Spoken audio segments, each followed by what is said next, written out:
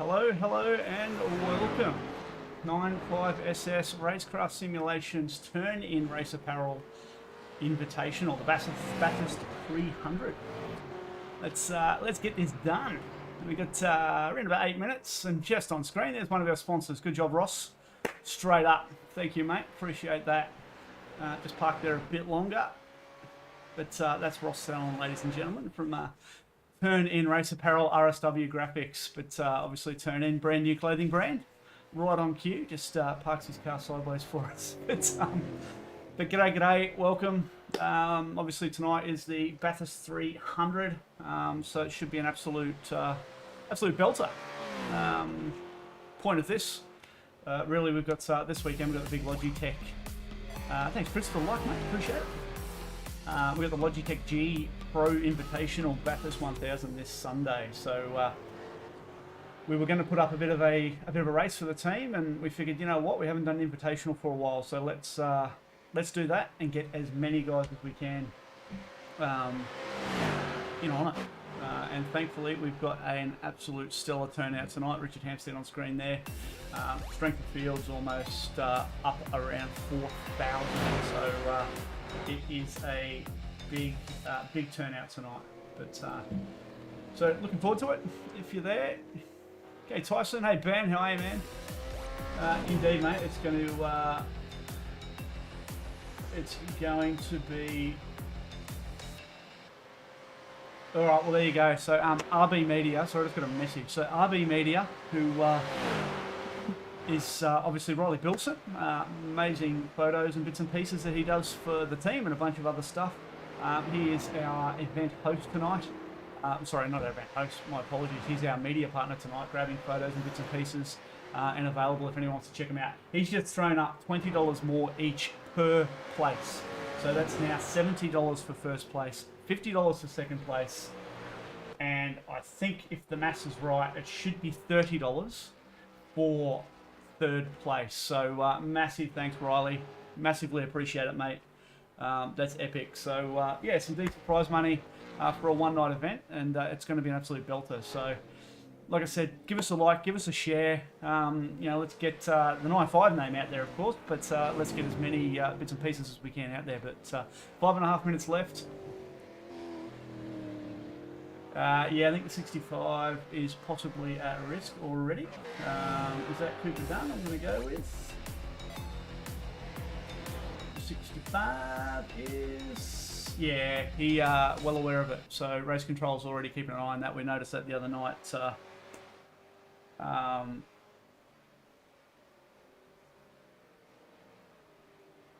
Yeah, sorry, we noticed that the other night in practice. So yeah, the guys will keep a bit of an eye on that, and he's already put his hand up to start from pit lane, worst case if needed. But yeah, we may have to drop him out. And yeah, Pro Truck. So we've got the Pro Truck, Pro 4. We figured the best way to honour the Bathurst 1000. We couldn't get a Ford Ranger, obviously, but we thought, you know what, let's throw a safety truck out there, and hopefully we don't see it tonight, but you know what, there's a good chance we will. So I'm not sure if anyone's actually, there it is there on screen. So that should be pretty cool to see that on track. We have confirmed it cannot make the jump. So the one vehicle that you would expect could actually make the jump cannot clear it. So that's a bit of a shame. But anyway, that is what it is. But obviously we've got an absolute stellar lineup. No mandatory safety cars. And I'm staying well away from race control and well away from the team. The last invitational we did, there was some controversy around a safety car, and we're not going to go down that path again. But this should be epic. Really looking forward to it. By all means, let me know if the sound levels aren't right. It has been a very long time since we streamed, but it should be an absolute belter of a night. So by all means, let me know if the sound levels, if my voice is too high, the cars are too high or too low or whatever. Just let me know and we'll fix it up on the fly here. But yeah, should be a belter of a night. But feel free, like I said, yeah, man, thanks, Ben. No, we've tried everything, Aaron. We've changed the gearing. We've done everything we can. Doesn't matter what we do. The thing will only get to 200 k's an hour, and it is hard into the fence. But it doesn't really work. But yeah, so it should be a belter of a night, like I said. Obviously, like I indicated, I mean, strength of field is through the roof. We've still got a few joining, so we're at 3,500. You know, and by the looks of it, almost everyone's in. There's a few. There's what, 2 stragglers, possibly 2 stragglers. Yeah, should be a belter. Should be a belter. Peter reverse. Yeah. Very true. Very true. Yeah, Breno's on for the best result, Gianni. Get out there and drive, mate. Bloody hell. Mate, why aren't you in the team chat? Copy. But yeah, nah. Chippy. But it should be a goodie, like I said. So at the moment, I mean, as you expect almost, I mean, he's on form. He's got pace. James Scott at the top. Tom Freer. D-Rud representing. Brad Radu. Adam Briggs. Hayden Sell. Jordan Ross. Damien Johnston. Jones? Sorry. It's Cameron Jones, of course. Popped it in there. So, and look at this. Just turn up for the books. Borgie in. A Commodore. Got that. It's the only way to be. Thank you everyone for the likes. Sorry I'm not keeping up with it, but Michael Brennan, Dylan Rard, Pete, Greg, thank you guys. Appreciate it. Great amount of viewers on board. Still bugging from East Coast. Mate, you did nothing. Come on. Just cruise through the night. Did it easy. But, yeah, mate, Mark, it is on YouTube as well. I hope the quality's all right. But did a lot of testing last night. Should be good. But yeah, it is on YouTube. So YouTube and Facebook is an option for all. But yeah, so I'm not even going to go through the lineup. We'll wait until qualifying results are in, and we can worry about that stuff then. But yeah, absolutely stoked with the turnout. Thanks to everyone who's tuning in already. This will be a belter, and like I said, couldn't do it without Racecraft Simulations, Mr. John Lee. If you're watching, thank you, mate. And of course, we have got. Let's see if we can't get him on screen. There he is. There, Mr. Ross Fallon.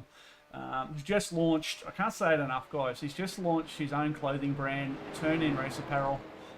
Please go to turnin.store. Go check him out. Throw some support behind a guy that's huge in our community and deserves a bit of support. So, like I said, go check it out and we'll go from there. It should be an absolute belter. Turn in.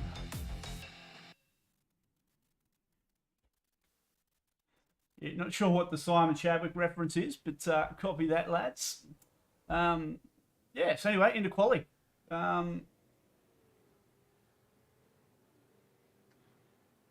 Here we go. This should be epic. Of course, we've got the Fishy Boys in here as well tonight. PRT, everyone's represented. Fishy, PRT.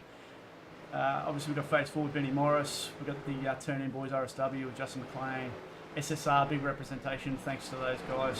Massively appreciate it. And obviously, they've got a bunch of pace around here. But all the way through, we've got there's some real strong drivers. Riley Bilson, RB Media, there he is there. We haven't, well, hopefully he's uploaded the Trading Paints because his livery hasn't come through as yet. But it's not all black, there is some other bits. And TTR, it's great to have some TTR drivers here as well. That's Hampstead's finding his way in behind Brady. So, well, no, he's just going for it. Bit of contact on the way through on his teammate. Copy that. Copy that.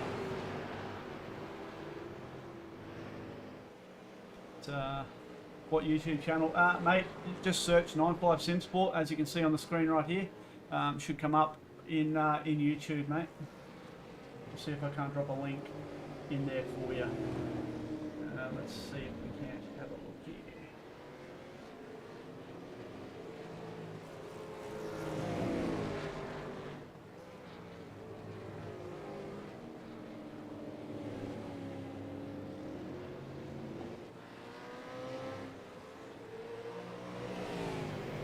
Copy that over and drop it in under. You have to excuse me if I lose my voice or carry on at some point. Just not used to this commentary stuff, so it should be interesting. It's just dropped a YouTube link in the chat, folks. So feel free if you want to head over to YouTube. You can still comment over there as well. Yeah, that should be all good. But who we got out first, straight up? We'll go check out. Realistically, we're just going to have to let it roll through for a bit and see where we end up. But we've got purples getting set left, right and centre. All on the outlap, of course. Benny Morris, first car's through.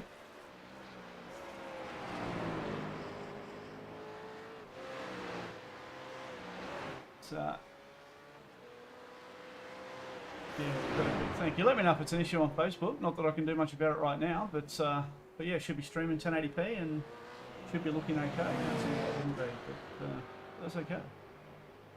So obviously, we're in qualifying. We're probably expecting on these temps low 202s, certainly. So it's going to be interesting to see who can do what. Got plenty of purples getting set. Borgie's the first one on a lap, from what I can tell. So we're actually on purple sector 3. No one else has picked in there, so that's a pretty strong start. Let's see how this shapes up as a lap. But like I said, you'd expect certainly a low 202, potentially even a 201. Let's wait and see. Not counting anything just yet. Here comes the last corner. Borgie over the line, bound to be in the twos. Oh, 203.6, okay, on the fairway off. So first time in 203.64. Coleman with a 204.2. Whiting with a 204.2. So you can see Hampstead's actually on a decent lap here. He's pulled in. He must have off-tracked that last section. Briggsy to the top with a 203.39. So I think D-Rud is on a bit of a lap here as well. Here he comes to the lane. And D-Rud with a 203.5. So time's rolling in. Would expect us to get into the 202s. Towing is permitted during qualifying, so that's fine. So practice and qualifying, we're allowing towing just so everyone can get laps in and get on with it. But outside of that, in the race, you must request a tow. Jimmy Scott, there it is. Mr. himself. Straight to the top with a 202.81. Absolute flyer. I'm going to try my best here, folks, to keep up with this action, but not as easy as I'd like to think.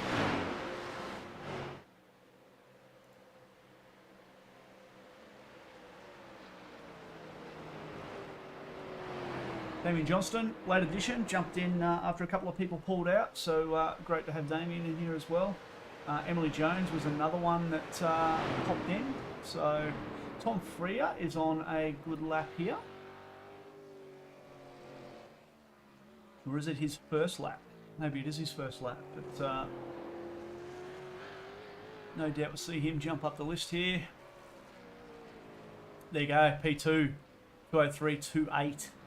So not a bad effort there. Whiting's pushing on a second lap by the look of it here. So he's gone green, so he may improve on his time from previous lap, and he does, moves up one spot with a 204.2.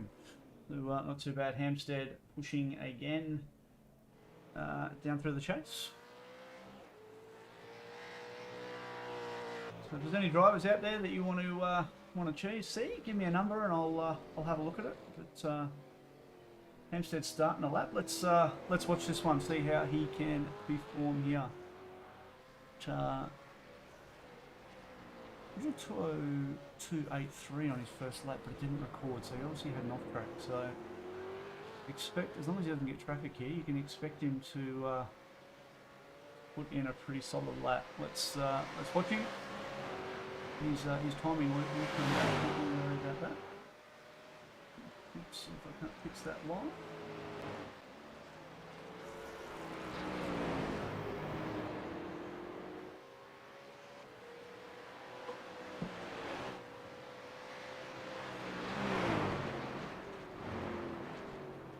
I can tell you he's gone quite on it in the first sector. Close in the second. We've lost our overlay. Great news. How good's that? There we go. Slowly coming back. There we go. Benny Morris on a good lap there as well, but Richard's pretty committed over the top.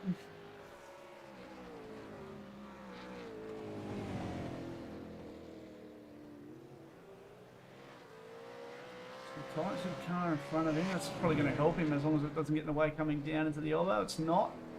Oh, a little bit of lock on the rear. Touch the wall. That'll be a 0 times, I would say.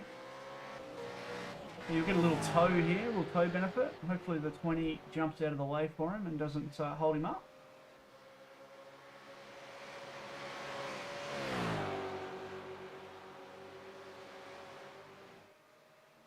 There's a lot of cars still to set laps, so oh, it's not ideal.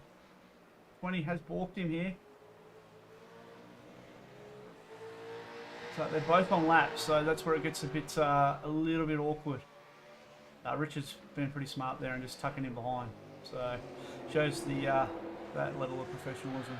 So still be good. We'll get him on the board anyway. So P9, Chris with P29 there. So not too bad. Van Del's on a lap. I think he's just popped one in actually.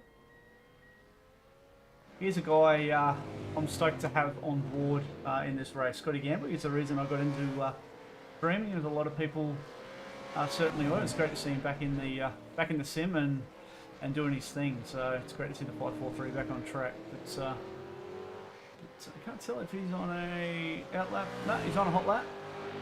So his times will come up soon enough. Briggsy's gone a bit quicker with the 2:03.2 up there. Tom Freer. Oh, where are the 9.5 boys? Come on, lads.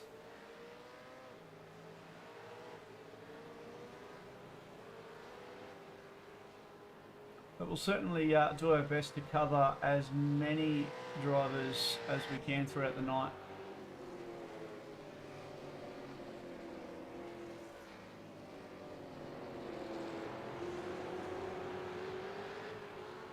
James Scott setting purples. Scotty Gamble doesn't improve there. Let's go and check out James. Oh, he's towed off that one, so that's the end of that. Rehan Leonage in here as well. Had a brilliant P2 on the weekend at Winton for Scots. Youngest ever podium getter in V8 Scots. I think he's all of 3 years old now.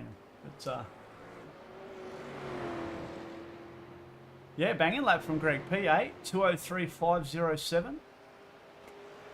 So it's great to have a couple of Taipan guys in here tonight as well.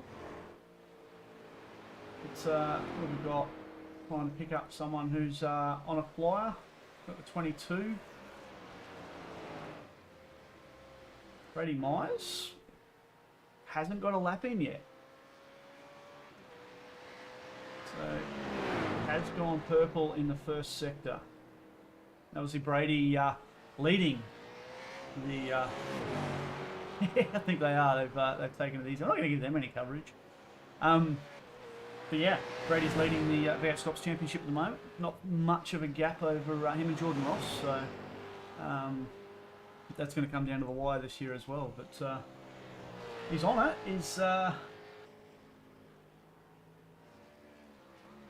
effectively purple. Not sure who's got the purple second sector, but it's a great lap so far.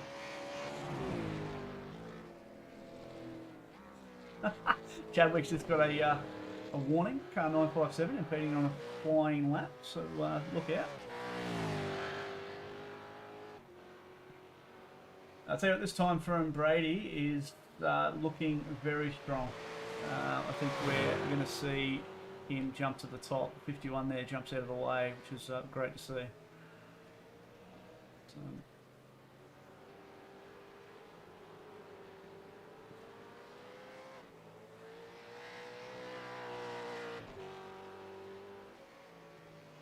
of course, we've got about 7 minutes left, but down to the last corner. Oh, he's missed the apex there. That's hurt him. I think he's still got it though, but that would have cost him at least a tenth and a half. There you go, 202.72. So there's no doubt that there is a mid 202 here for sure. For sure. But let's check out Greg Pavel. He's just starting a lap. Speaking of him before.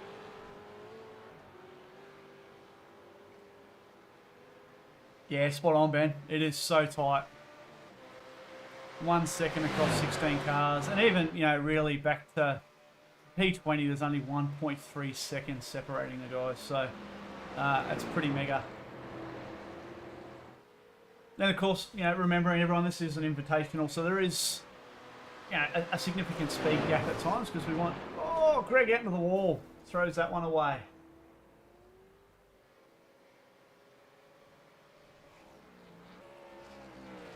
Tom Freer is on a lap. Let's go and pick up Justin McLean just quickly. So he is finishing off a lap here by the looks of it. We'll give our sponsors a bit of love here. Good looking livery too. It is a good looking livery. So he does a 2:04.56. So ultra consistent. He did a 5:1 the lap before. So, but everyone looks like they've kind of settled. Don Rudd just moved himself up to P3 with a 2:02.97. So that's an absolute belter. Absolute belter. Trying to, as he puts it into the fence. Blake Warboys. Sorry again, Blake, for last night. But yeah. Yeah, spot on, Ben. It is, yeah. It is bloody tight.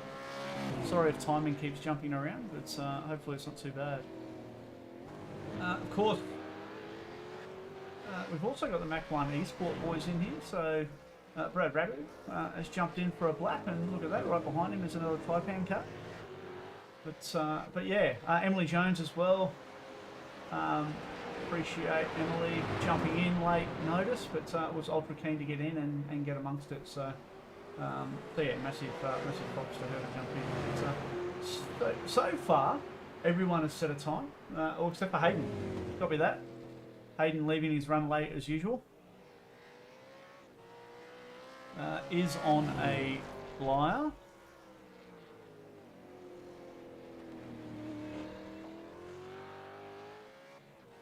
Of course, this weekend I'm partnering Hayden Sell in the Logitech Pro 1000, so that should be good fun.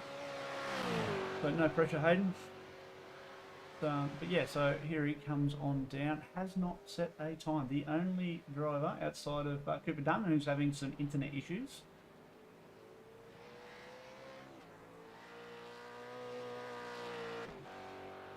So down into the last corner. He's looking fairly strong here. Should bump him well up. And, oh, thank goodness. I thought he was going to drop out there, but this will move him well up the field. There you go, P15. You won't be happy with that, but 2:03.65 for Hayden Sell. But again, it's just like, there's nothing. I know, it's not hard. Just get out there and turn some laps. Yeah, shame, Ash, mate. Enjoy your meal though. I hope you're sitting at the dinner table, mate, with your phone out. But yeah, no, it would have been good to have you here. But spot on. But again, so interesting. Rehan, of course, Just as that bright pink banner is on screen, I know we've got it on the rear underneath the bumper, but don't forget, everyone, no social hate. It's an important thing.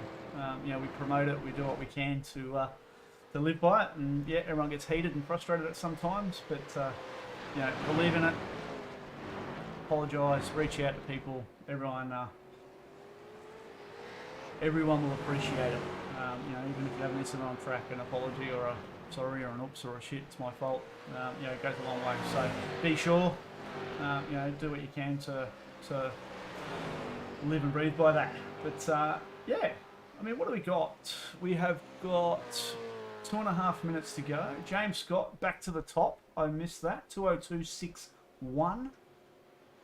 So a mega lap. He's on a bit of an out lap at the moment. Hampstead's just starting a lap with Briggsy in behind. So we might, you've Freya in the background there as well. We might just watch, you know what, we'll watch Briggsy on this lap because we did check out, and we might go, this is going to get loud. I do apologise, but we're going to go cockpit view here. This is going to get a little bit loud. So excuse your eardrums.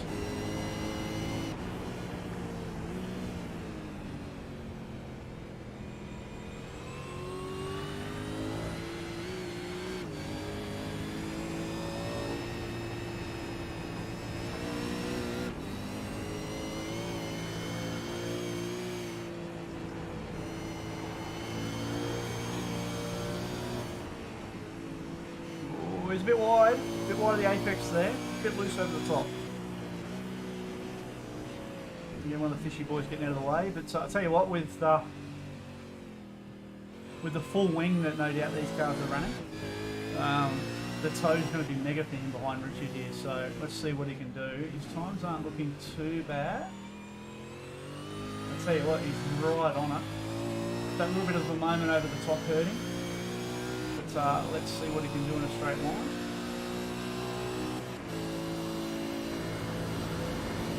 Let's have a look at his speed down the straight, shall we? Look at this, 296 k's, 7 k's an hour.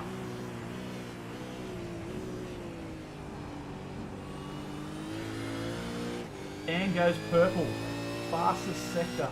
Tell you what, this might bump him up a spot.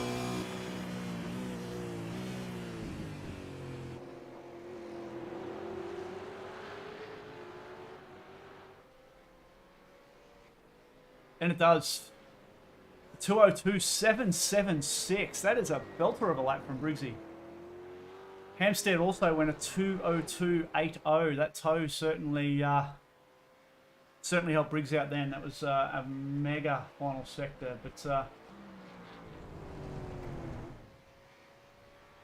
obviously we've got the fishy guys, like I said. Yeah, good luck, Jonesy. He's where is he sitting at the moment? P10, so it's a great lap from him. Always shows good pace here. But of course the what would you call this? The Larry Perkins Russell Ingall throwback livery for Mr. Coleman. So that is good to see. And like I was saying before, so let's check the flag. I don't think there's that 2:02.5. So James Scott, sorry, I just clicked on the wrong thing. James Scott with a 2:02.497. Brady on the flashes. He's gone purple in the first sector. Ladies and gentlemen, this is not over. Purple in the first sector. We're going to keep an eye on this lap. He is, at this point, the fastest car on track. He's up in the second sector.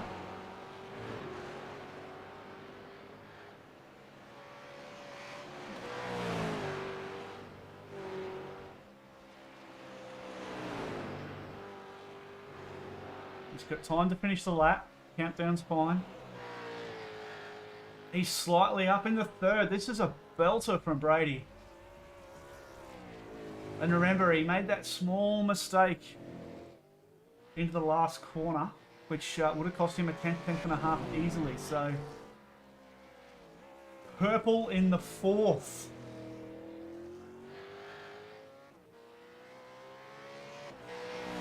I'm not going to tell you by how much, but this is a very tight lap.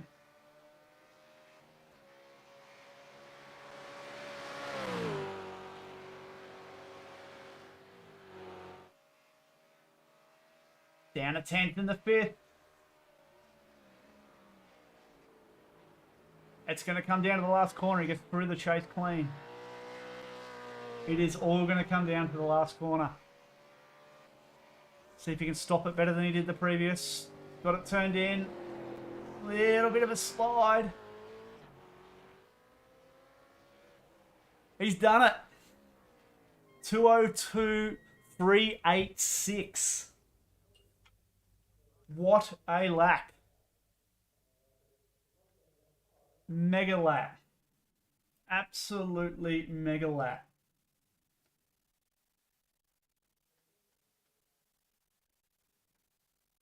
Congratulations, Brady, mate. That was a belter. Like I said, purple in a bunch of sectors. Put it together when it counted at the end. But what a Emily Jones as well popped up into P7 at the back end there. Like I said, there's a lot going on when it's one person pushing a bunch of buttons. But yeah, what a field. And as we pointed out earlier, I mean, times are nothing. But let's quickly get into the grid.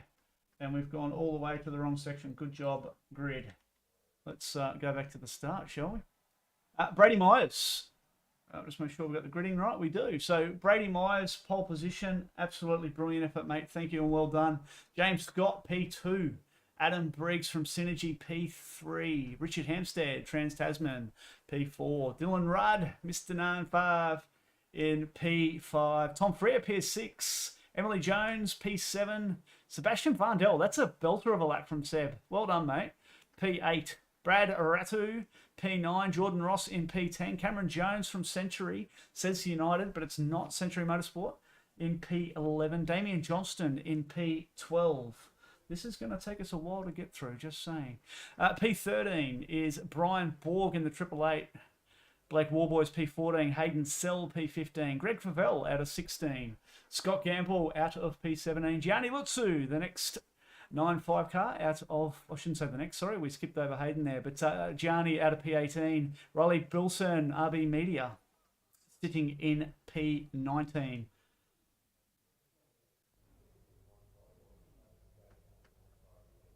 Sorry, mental blank. Rehan Leonard, P20, that's a bit of a shock. Expected him to be a little bit further up than that, but there is where he is.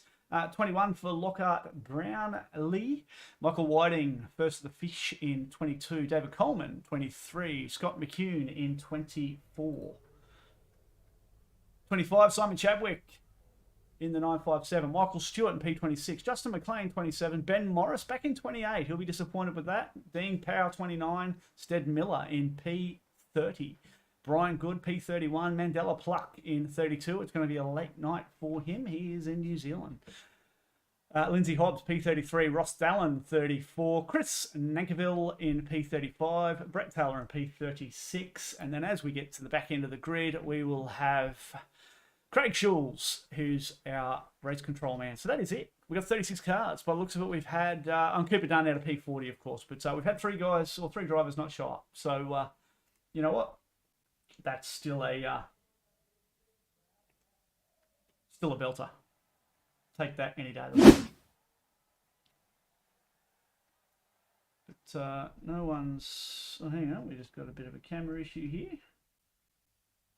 But how awesome was that session? Yeah, well done, Blake. Good luck, mate. Brady Morris. That's an actual representation of Brady on screen there.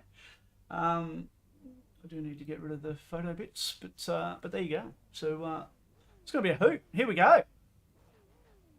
Geez, we just got through that. 50 laps of Bathurst action coming your way.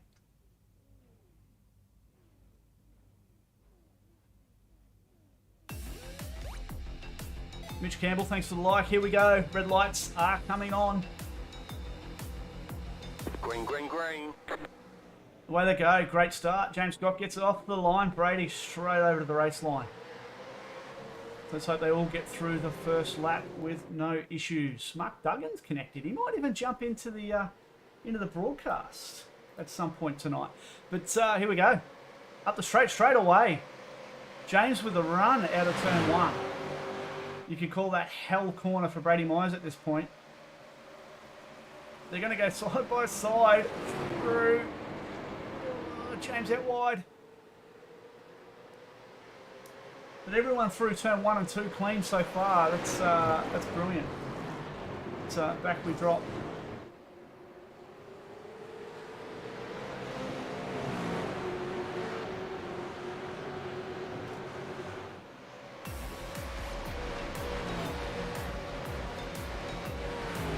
Tell you what, we should go some static cameras here.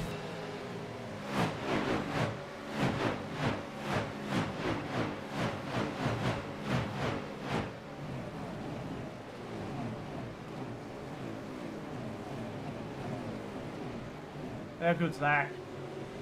Flying boy. So Brady Myers, 0.8 of a second over the hill. Great opening account there.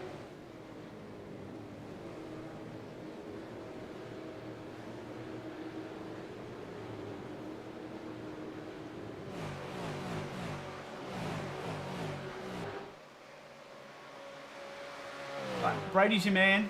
Over the top, down the hill, 0.8 of a second.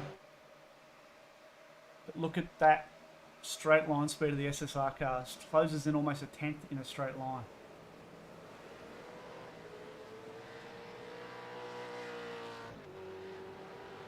I did thank Mitch, mate. Oh, sorry, Jordan. Thank you for the like.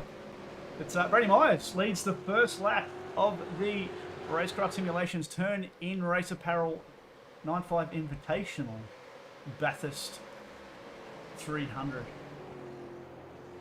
We've got plenty of battles up and down the field. Of course, there's going to be just constant battles. Really impressed with the guys. Everyone has made it through. There's been a couple of off tracks, but everyone has made it through lap 1 without contact.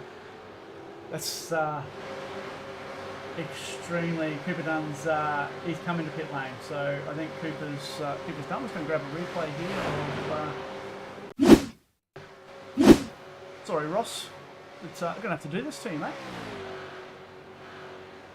He's had a bit of a moment and ventured off track. So he's locked a brake down into the chase, has he? Yeah, just run a bit wide. Thankfully it's not last weekend and covered in mud. It's a nice safe re-entry there. Nice safe re-entry there. So he'll have a bit of work to do now to catch back up.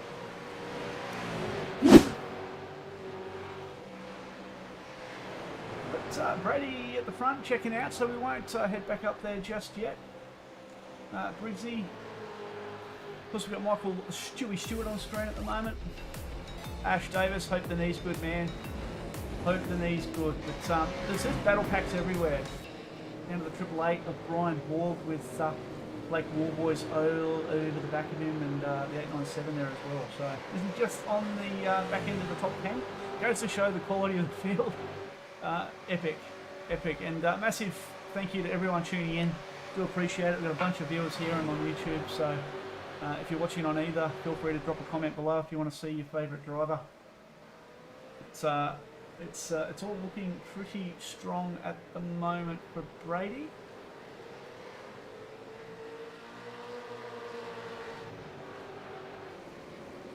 See if we can't. Warboys, he's sniffing. He's very... he's keen to get on with it. He's always pretty consistent and quick, and I always find Lake's tyre life is pretty strong.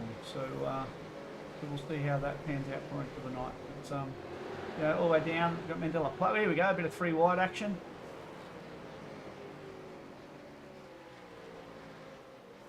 Hopefully you can't hear my fan clicking in the background, but there goes Pluck down the inside of Dean Powell, and David Coleman says thank you very much. I'll slide my way through there as well. So yeah, the gaps come down a little bit at the front, but not massively. Not massively. We roll back to Briggsy as well, with Dylan Rudd tucked in just behind. But look, so far, no accidents, no incidents. Couple of off tracks, that's it. So what are we? 3 laps in, and it's all looking pretty positive. But back to Cameron Jones in the KFC car. I had Nando's tonight. Sorry, mate. But, chasing down Damien Johnston. So this is a great little battle pack. Actually, it's probably the tightest pack on track at the moment.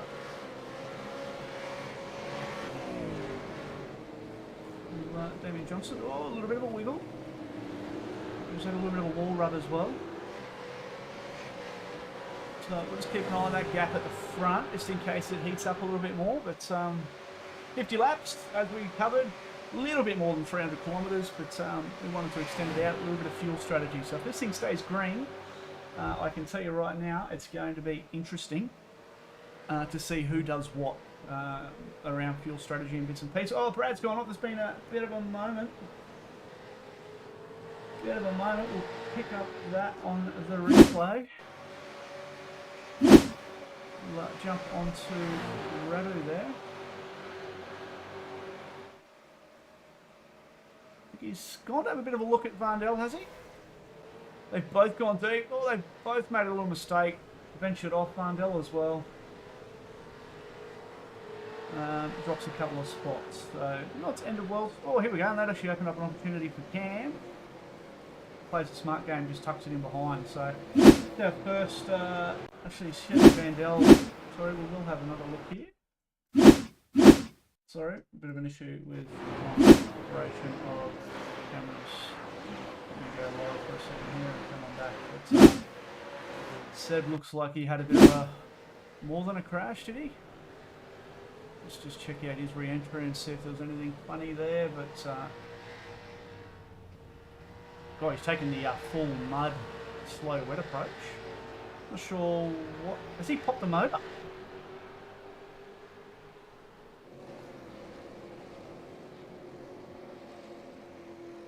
Has he popped the motor? Are we going to see the safety car here? Let's go live. Safety car is not on track.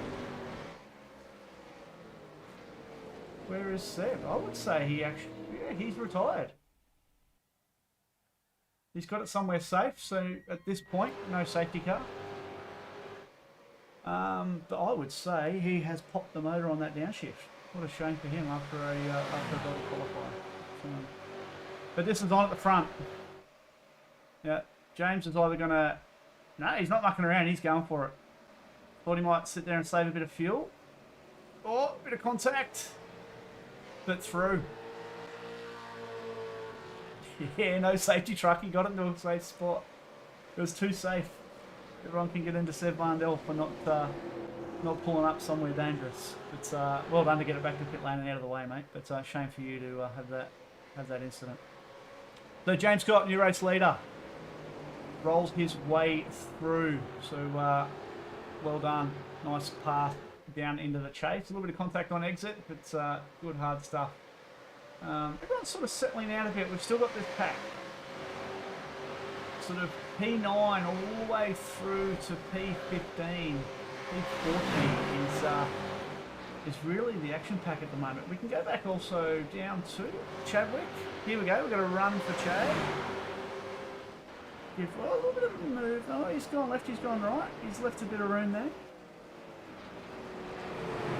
It's never ideal on the outside of two. But he sort of makes it work through there. Of course, Justin McLean is the other.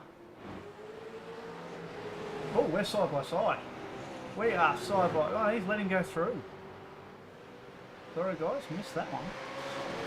Was side by side through there, so that was pretty neat.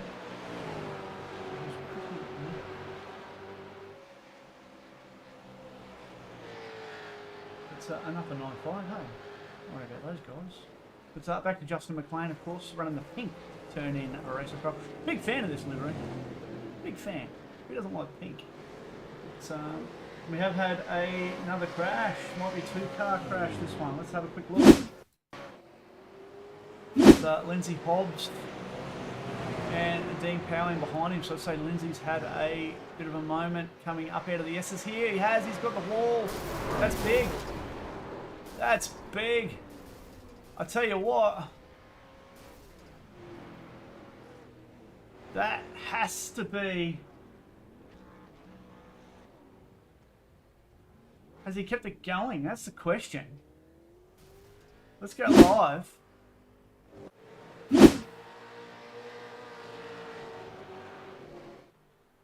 He is rolling. surely. Everyone wants the safety truck. The car is off. The car is off.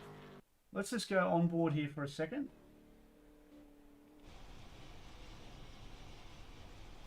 Ladies and gentlemen, this could be the moment. The question is, how far can he roll this car?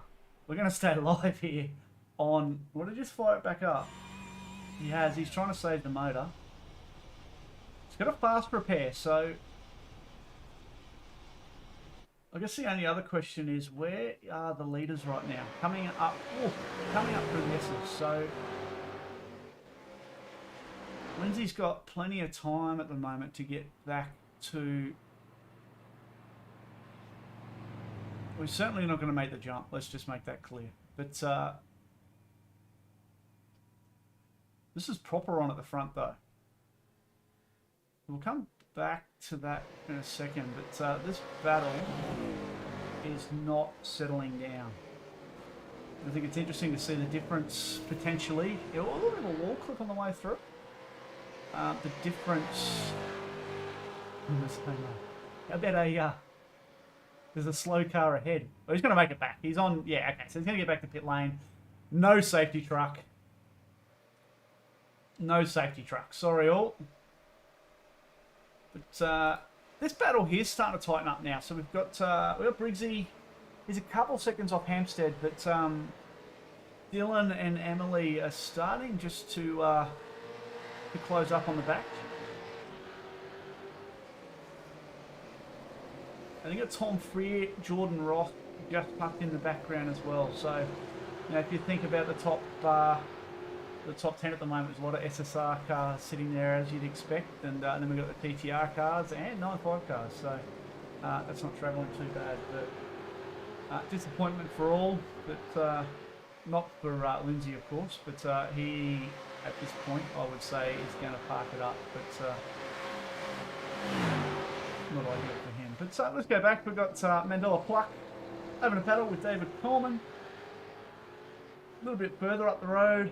A bit of a fan, I said this the other night, a bit of a fan of these liveries as well. A little bit of an issue there with Met maybe. And then we've got this pack still going. So here we go. Here we go, these two. Chad hasn't done a lot of laps this week, so, well, I shouldn't say this week, but off Bathurst, so he's putting in a good fight there in 22nd in a bloody stellar field, but it looks like Fields is just using those rear tyres up a bit, so Field is starting to compressing behind him, but that gap at the front still remains around 0.3, so that has not changed much at all, so we'll just keep an eye on that. You'd expect the first round of pit stops, this is a long race folks, but you would expect the first round of pit stops around lap 23, 24, 25, so if there's a safety car you pretty much expect everyone to pile into the pits at this point, but so far we've stayed green, really impressed. A little bit of a lock break there, this is Ben's chance, he'll tuck into the stream here. Off, Chad straight to the inside of the exit. That would have hurt his straight line speed a little bit as well. But tell you what, Scotty McCune's going to get in on this. Here we go. So Ben's got it. Scott McCune also up the inside. Oof. Chad decides just to pull out of that. That's a smart move there. But it's a great move from Scotty McCune. Yeah, correct, Jordan. They should get 23, 24. I mean, I'll tell you what, the pace at the front, I don't know. That might change their story a bit. But here's another battle pack. So Rehan up the inside of Riley Bilson. Oh! Big moment. I'm picking them right today. Big moment. We need to have another look at that and see what happened here. I think it's just one of these ones with limited... Let's have a look at the chopper here and we'll go a little bit of slow-mo. So, no, we won't go slow-mo at this point. That's way too far away. Thanks, Alex, for the like. Appreciate it. So Rehan well up the inside here.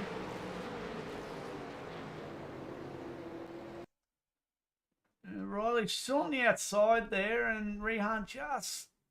Oh, yeah, I won't make a call on that. But, yeah, just probably not enough racing room there, but bloody unfortunate either way. So, but still fighting on in P21. Zach McDonald, mate, I invited you to race. But g'day, Zach. Thanks for the like. Appreciate it. Folks viewing at home, thank you. 21 viewers, massively appreciate it. Let me know if you've got any questions. Let me know if there's a driver you want covered. Just let me know. Say good. Oh no, Bilson. Bilson in the wall again. Just lock the rears. Good thing that livery's not on it, because you wouldn't see RB down the side of it. But these guys have got one fast repair available to them. This is shaping up again. So it'd be interesting to see. James is sorry, Jordan. James is good at saving fuel and maintaining pace. You know, so whether Brady's just sitting there and trying to save some fuel in behind as well. Like I said, it's a long... Eddie! Thank you, man, for the like. Appreciate it. But yeah, like I said, whether or not it is a bit of a strategy, you see Brady just kind of content to sit there. So I don't know if he's willing just to sit there or if he actually wants to do something. But Rolly Bilson crash, I assume that was the one we just watched. Yes, it was.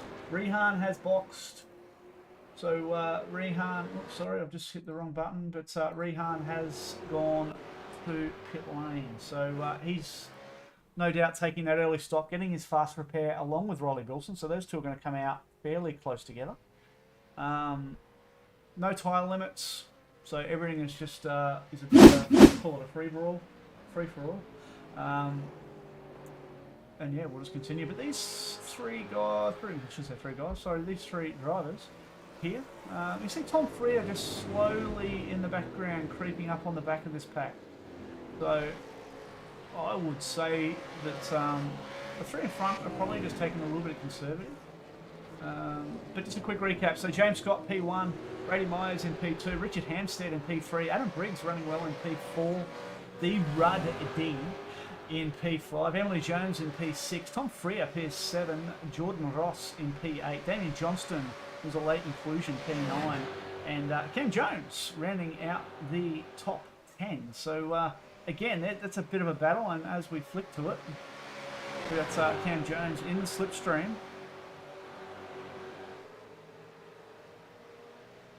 Here we go, down the inside. Makes it. Well done, boys. All good, Zach. No dramas at all, mate.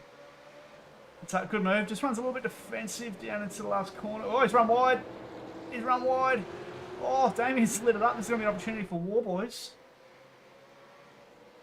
We've got defense, and attack.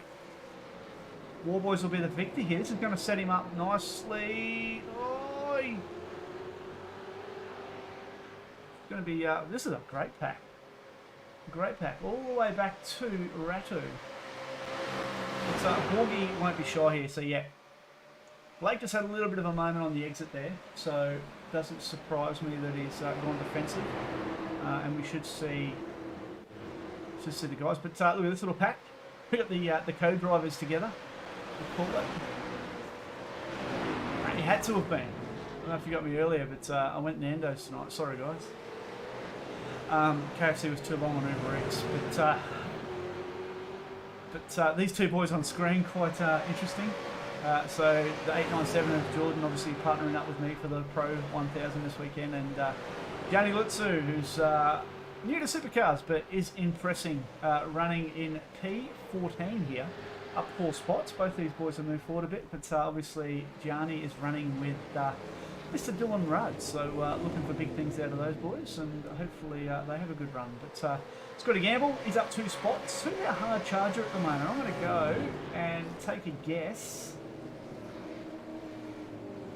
It's Benny Morris, which doesn't surprise me because he would not have been happy with his qualifying performance. But yeah, so he's up 8 spots into P20. But how good is this race? How good is it? Hope you're enjoying at home. Let me know if there's any issues with quality, sound, or anything. Happy to try and tweak what I can on the run. But yeah, this whole pack from realistically, look at this. What a pack!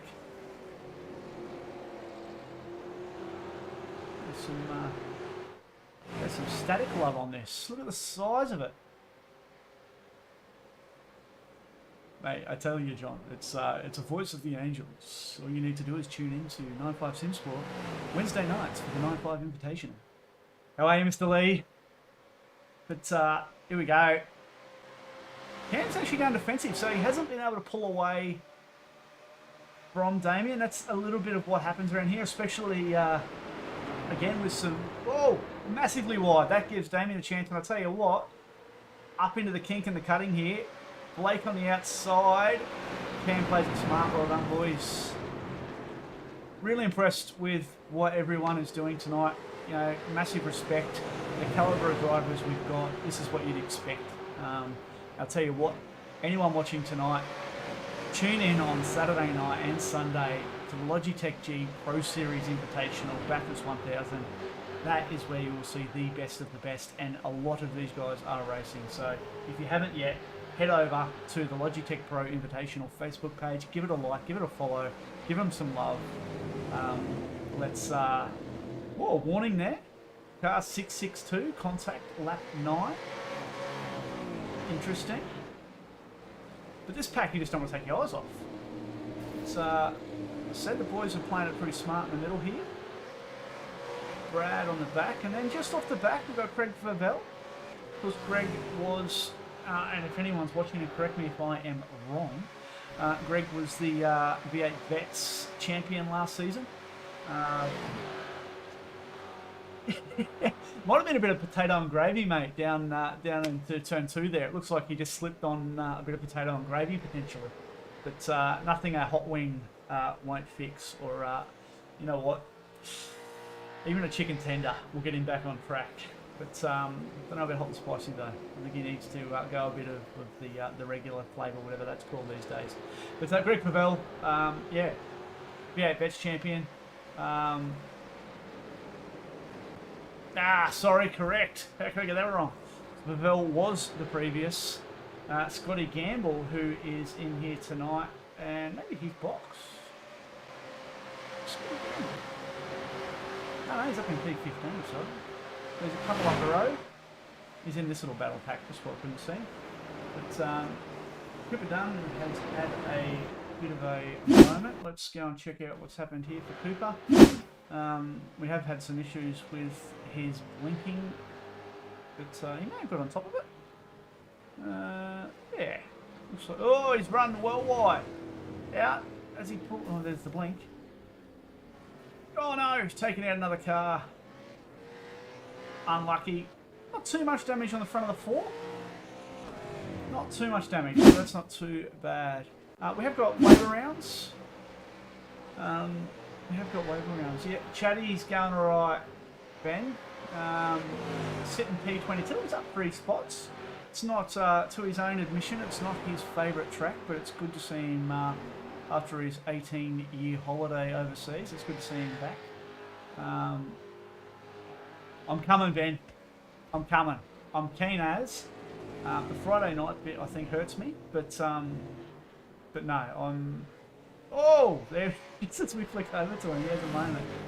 A little bit of a battle back here as well between my teammates.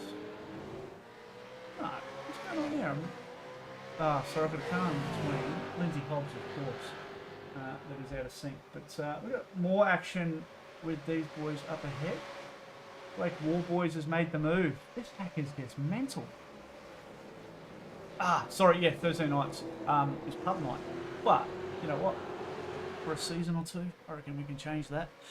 So yeah, should be good. I am keen as not turning 40, but definitely keen on jumping in. But whilst we're watching this belter of a battle, another shout out as D-Rudd.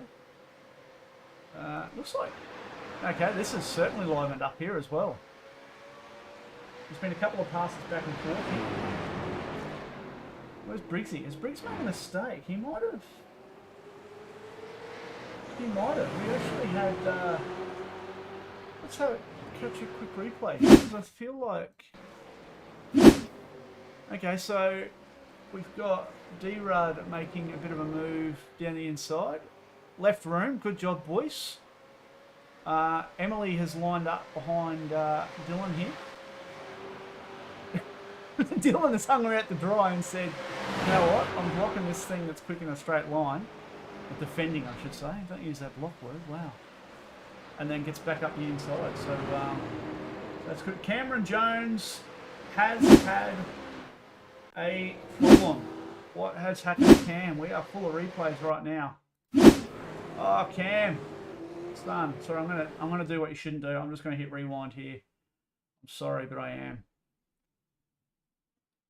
Oh, actually, I'll tell you what. We're gonna go chopper view on this. I'm rewinding again. I know you shouldn't. Oh, there's a little bit of contact here, maybe. Bit of a Ufka. Yeah, copy. Was that a Kostecki Moffat moment there, perhaps? Ouch. Let's see what comes of that. Cameron's jumped to the pits. I don't know what that means, but whether or not he's just aborted back to the pits or what the go is. But this pack back here has all of a sudden spread out as well. Obviously, that's because of that contact. So we'll see what happens there. There might be a bit of an investigation from race control. I don't know why that just said action replay. Sorry, everyone. We are live. We are not on replay. But the gap at the front, all three have tightened up. This is mega. Please, if you haven't yet and you're watching, feel free to give us a share to whatever avenue you want. It'd be massively appreciated. How good is this racing?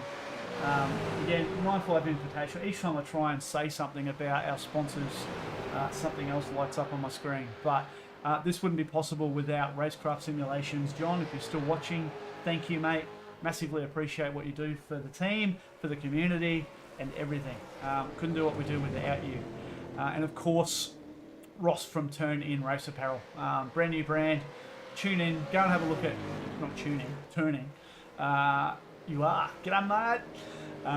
Go and check out turnin.store website. Check out what Ross has got. Let's get behind him. Support a new business. And see if we can't help him grow that brand into something pretty epic. So make sure you go check him out.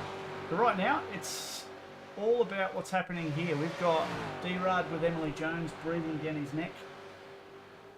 Should be eating my dinner whilst I'm talking, but that would just be rude. Emily straight through on the inside.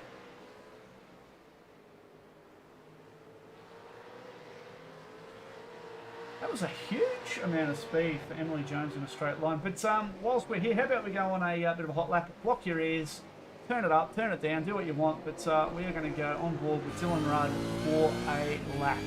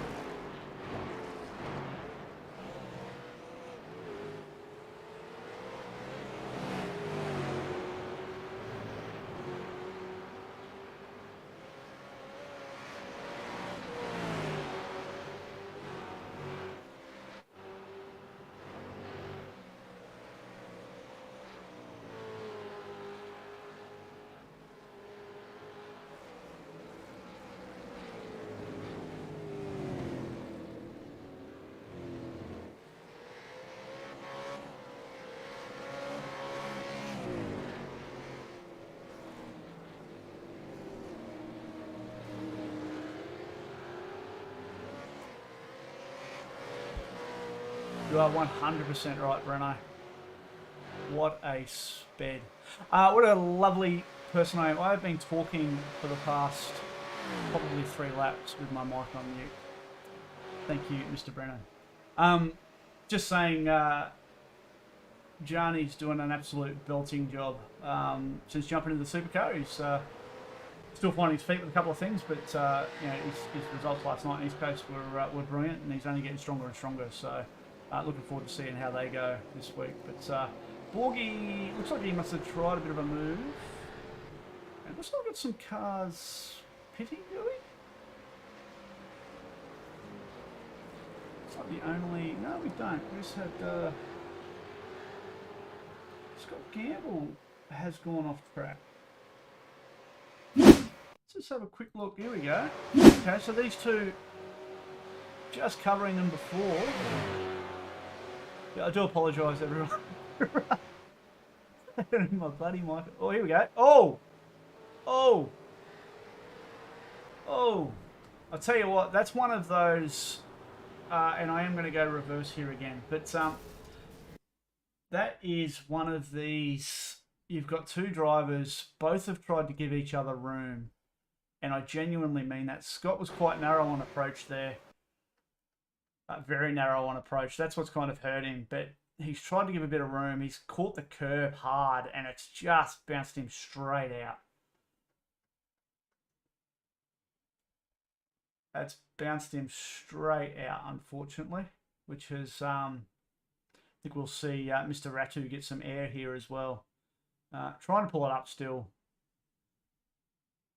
But, yeah, not ideal, but these things happen. And we're going to go straight into another replay. Because we've got Dean Power, who's had a bit of a moment as well. So, Dean's just been lapped.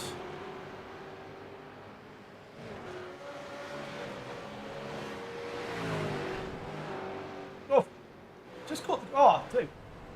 Oh! Wow! Let's go chopper on that. That's, look, that's a mega save, to be honest with you. He's just caught the grass by the look of it over the top.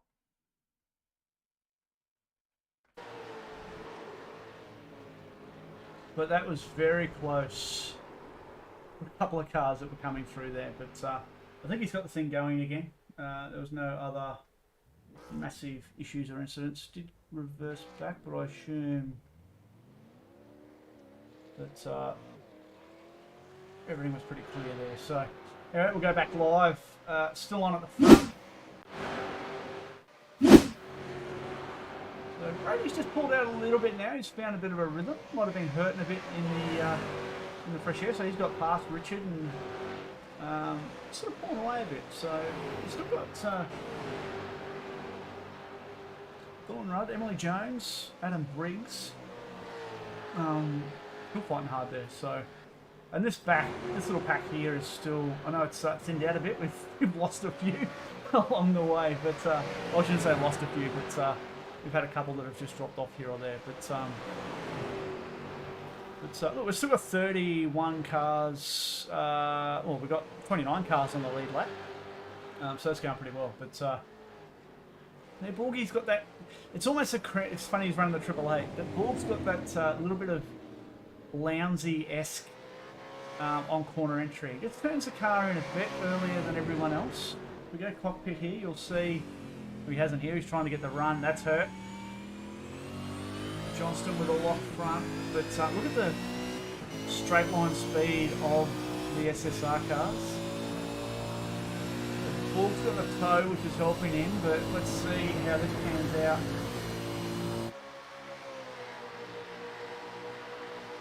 It's well up the inside. You see he's not so narrow there. Oh, we'll pull this up. He's gone deep.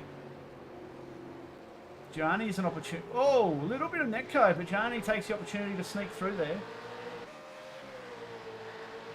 Damien will just tuck back in there, but oh, it's close. It's Gianni making up spots, so he's going well. But let's just flick back. We've got to give the 95 boys some coverage. So channels on cue, banging it in there. he's still up 2 spots, P23. Yeah, having a nice cruisy run.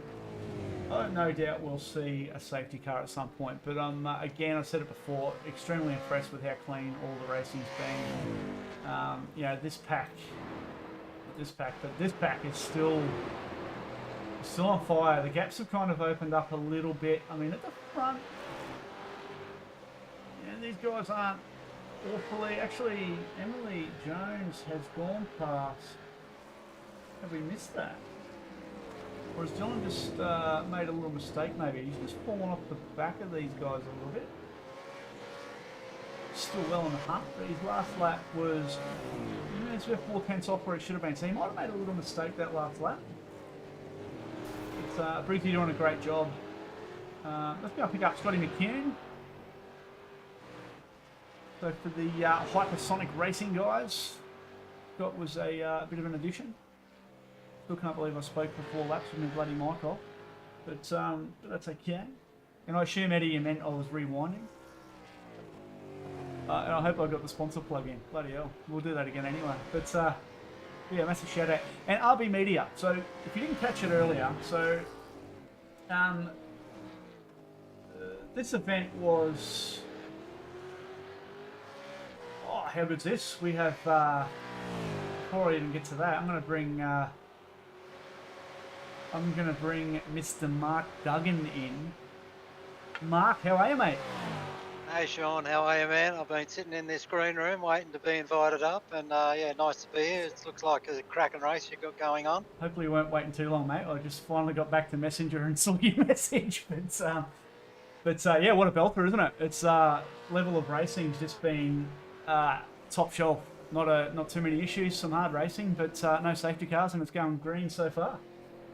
Yeah, absolutely. TTR boys have been boxing pretty hard with James Scott, and that's brought Emily Jones and Adam Briggs back into the fold. So yeah, looking pretty exciting up front. Yeah, bloody hell. I thought it was a pretty heated exchange for those few corners, but they look like they've all settled themselves back down. It doesn't look like there was any race control calls, so play on, I guess. It'll be interesting to see if the elbows come out towards the end again and we get some more action. I would expect elbows to be wide out come the end of this race. None of these boys like to lose, and they're all top shelf drivers. So you know, any win in any format is a win, and that's what they want. Absolutely, absolutely. I'll give my screen a share for you, mate, so you can see what I'm looking at as well. But yeah. So how are you anyway, mate? How's your commentary, race control, and racing life going? Yeah, not too bad. I'm not. I only do V8 vets these days. I can't really spend too much time in the rig due to my age and poor bodily. I've got too many mechanical parts in my body these days, so I don't do too much time in the sim. No, fair enough. Fair enough. But the vets is a great series to be part of. It's a great community. Always good, clean racing. It's not too serious. Although I take it pretty seriously, but yeah, no, it's good fun. It's a good community, and yeah, it's it's an easy series to be part of. And yeah, I enjoy doing a bit of commentary with John Van Ree on the East Coast series on a Tuesday night. We've had some cracking rounds there as well. So absolutely. Yeah, you know, life's pretty good. Yeah, it's good. Yeah, I was only saying to Ben Anthony earlier how good V8 Vets is, and obviously we had a couple of champions in here, and Greg Favell and Scott Gamble, so Scotty had a bit of a moment before, but they're going good. But this little pack from 2nd through 5th is certainly tightening back up again. So, and what are we? We're only really 2 laps from pit window, so it'll be interesting to see who can go how long. Yeah, well, I logged in about, I think I just missed the start, so I've been watching the race unfold pretty much from the get-go, and yeah, there's been some hard racing all the way through the field. There's no places given for free around here, and yeah, that's what you expect around Bathurst and what you expect from a field with the quality of drivers you got here tonight. Yeah, definitely. It's you know, Sonny saying earlier, it's 3,500 strength field, and yeah, it's pretty impressive qualifying. you know, it was 1 second separating 15 cars. So it's around here, that's pretty damn impressive. But hopefully we're giving everyone enough coverage and crossing over where we can the different cars. But everyone's just kind of settled down. Benny Morris is probably, so he's made a move on Hayden's Cell again. So he's up 13 spots at the moment. No doubt hard charger of the round so far, but he wouldn't have been happy with his qualifying back where he did in 28. But car's clean and he's looking pretty pacey. So it's interesting to see how he goes with some alternate strategies, whether or not he can fight up towards the top 10. And no doubt, I wouldn't be surprised if there's a safety car at some point, surely. Yeah, Bathurst and safety cars is a pretty done thing. Ben Morris, he's been driving really well. Super impressed with him on East Coast on Tuesday nights. I think he got a top 5 last night. Yeah, just super impressed with the way he's kind of settled down with his racing, and he's just getting better and better. Yeah, absolutely. I'd like to think 9.5 might have helped out there a little bit, but no, he's doing really well, and yeah, it's good to see him back in Phase 4, and he's happy and comfy back there, and yeah, he is. He's when he's on song and he's driving with his head, he's a very quick, fierce competitor. But you know, oh, that's a bit of quite action there. But yeah, you know that you're going to get a hard fight with Ben, and we're seeing that right now with him and Hayden. So this will be interesting, actually, up into turn 2. Hayden well in the slipstream. Yeah, you're getting a big toe up here. Plays it smart, tucks back in.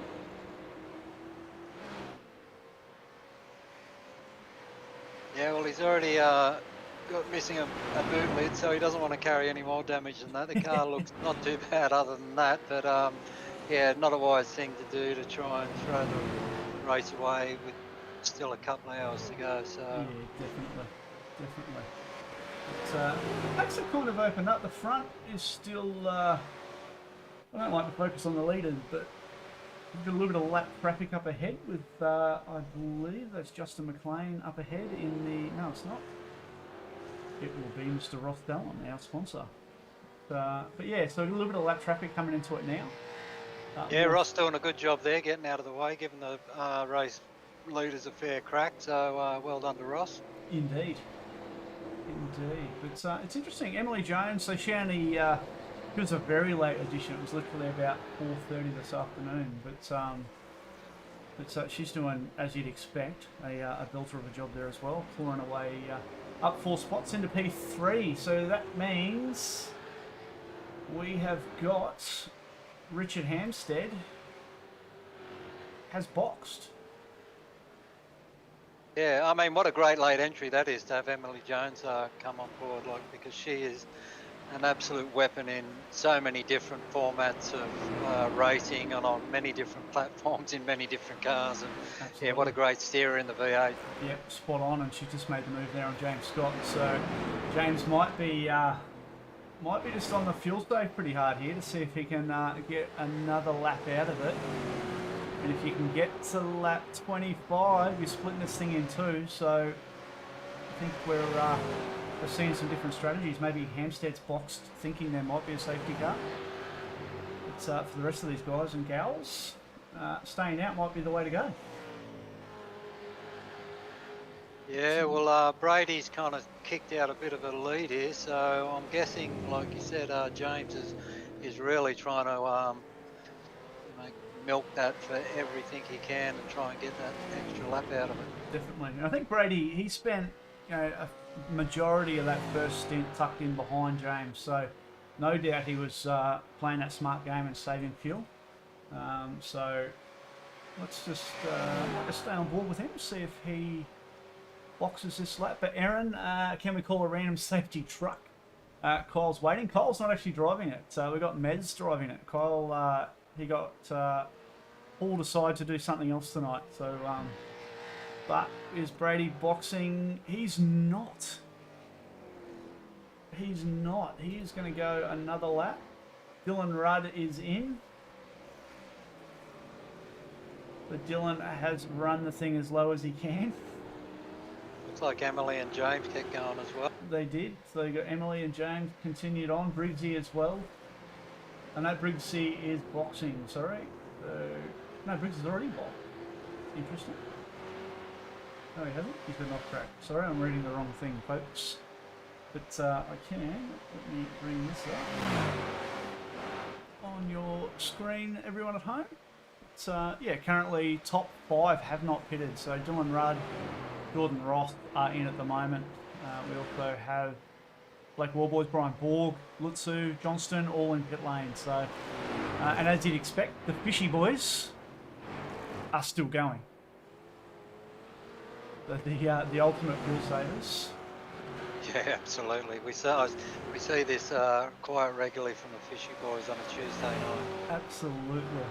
And yeah, Ben, spot on, mate. How they can do these lap times. I mean, Brady's doing 204. He was doing mid 204s consistently, and he's still out on track. So, yeah, mega job to be saving fuel and still being able to put these lap times in. But, yeah, and that's with a track temperature in the mid 30s. So yeah, to be able to punch out them times and save fuel at the same time, it's a pretty incredible job. Absolutely. Absolutely, and yeah, rightly so. We haven't actually shown the weather, so yeah, track temps are in the mid 30s, 20-degree air, so pretty similar to what you'll see on Sunday for Logitech Pro. This is based on real weather in Bathurst for those times, so this is a great hit out for all the guys, and it will be an absolute belter on Sunday. But surely Brady pits. Yeah, he's in. It's good to see Bathurst has dried out for you tonight. Correct. We had a couple of cars off at the chase and safely rejoined. But Michael Whiting, so all the top 5 have pitted. Now the question will be, surely Michael Whiting pits, but let's just sit on Richard Hampstead because he's on fresh boots for 2 laps now. Question will be, so his last lap was a 2:05.1, so still not, no, he's not got full fuel on though, but it'd be interesting to see where he comes out. Michael Whiting is in pit lane, so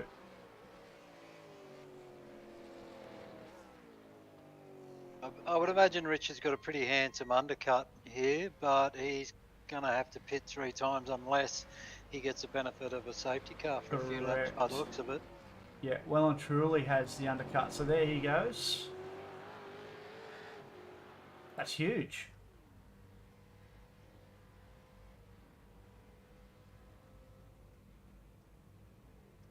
That is huge. Yeah, it's a massive undercut, isn't it? So he's gapped the field by 20 seconds there. Almost 20 seconds. So yeah, that's didn't expect that, to be honest with you. Well, I'm sure them boys were probably lifting and coasting quite a bit to get that 25th lap done. So, and Richard's been full bottle. Yeah, valid point. So, Rehan Leonage, as we covered off earlier. And yeah, Eddie, Fishy Boys, absolutely. We'll give them some love very soon. But Rehan, off the back of that brilliant result in Scops on the weekend, he's up into P9, so he, no doubt, lads, is on the pit strategy, and he had a bit of an incident earlier, but he got his fast repair and he's well and truly back into it. So running P9, considering that hiccup, he's slightly out of sync because he did pit.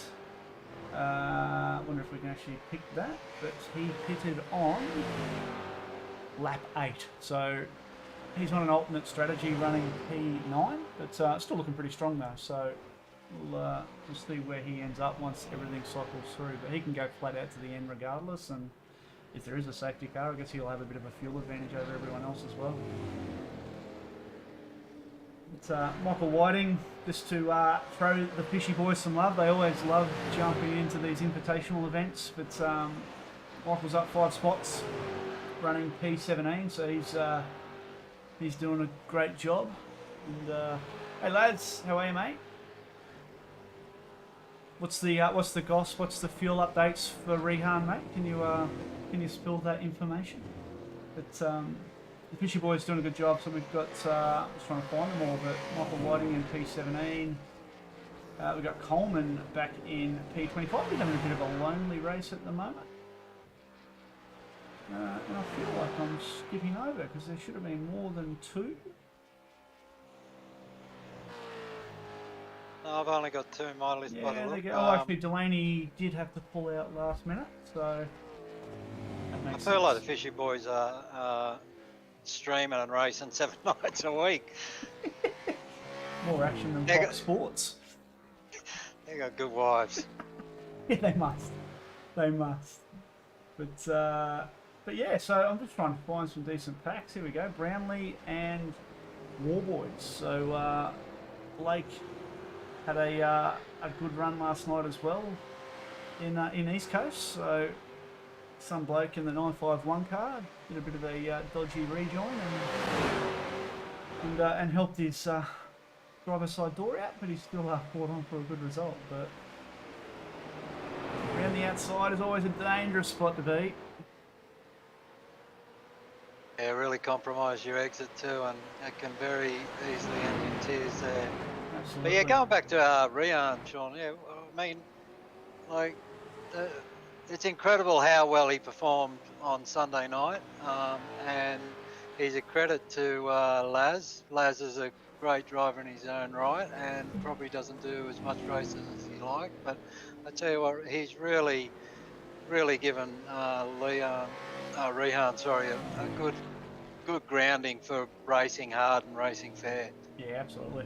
Absolutely. He's a chip off the old block, that's for sure. Spent a lot of years racing against Laz, and yeah, racing against Rehan, you change the number or you change the first initial, you wouldn't know it's any different, and Laz has done a great job with him. So, and yeah, full props to him on Sunday night. That was a mega drive, an absolutely mega drive. But just checking out too, we've got Tom Freer putting a little bit, what do we got for the 2SSR yellow cars, let's call it. Line in formation.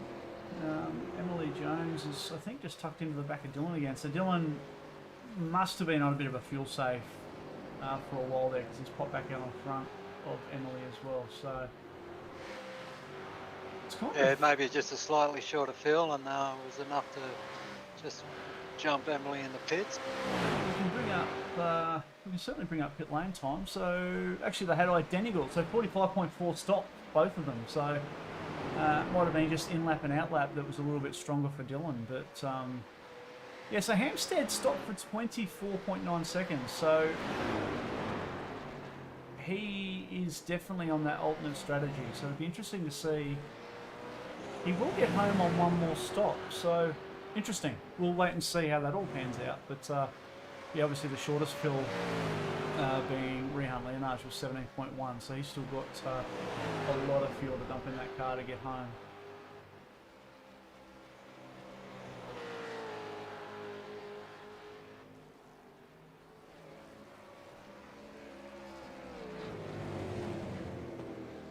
So Ryan Wall still hassling the back of Warboys.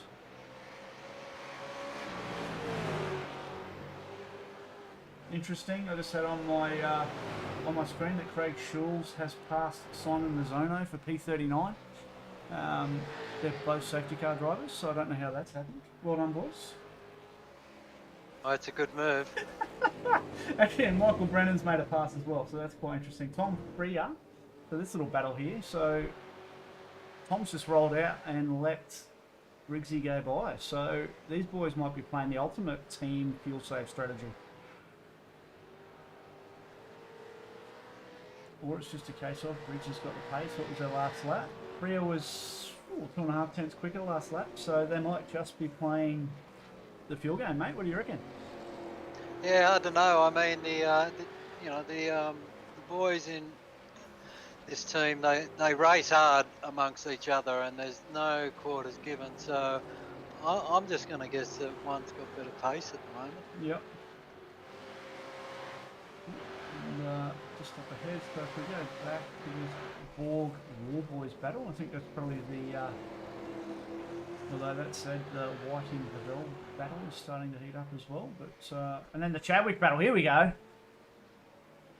We've got Ratu and Chadwick side by side through the chase.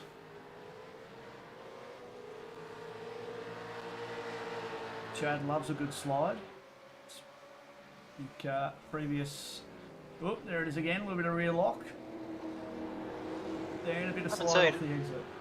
He's a driver. I haven't seen Brad Ratu around for a while, although I don't do officials, so I'm not sure if he does officials. I just haven't seen his name on many grids at the moment, so I don't know if he's... No, I was chatting to Brad the other day. He jumped in a practice session, and the Mark 1 boys are really focusing on GT stuff at the moment, so he's been fairly heavily invested in that, and he's just literally in the past couple of weeks decided to stick his toe back in the supercar water. So considering he's been in GT for the past year and a half, he's stepped back in the supercar pretty well. Yeah, absolutely. He's doing a cracking job. If he hasn't been in the car much, we know how difficult these things are to tame. Definitely. Especially compared to a GT3 car. Absolutely. Braking performance non-existent. Hobbs had that big incident earlier. Probably the biggest shunt. The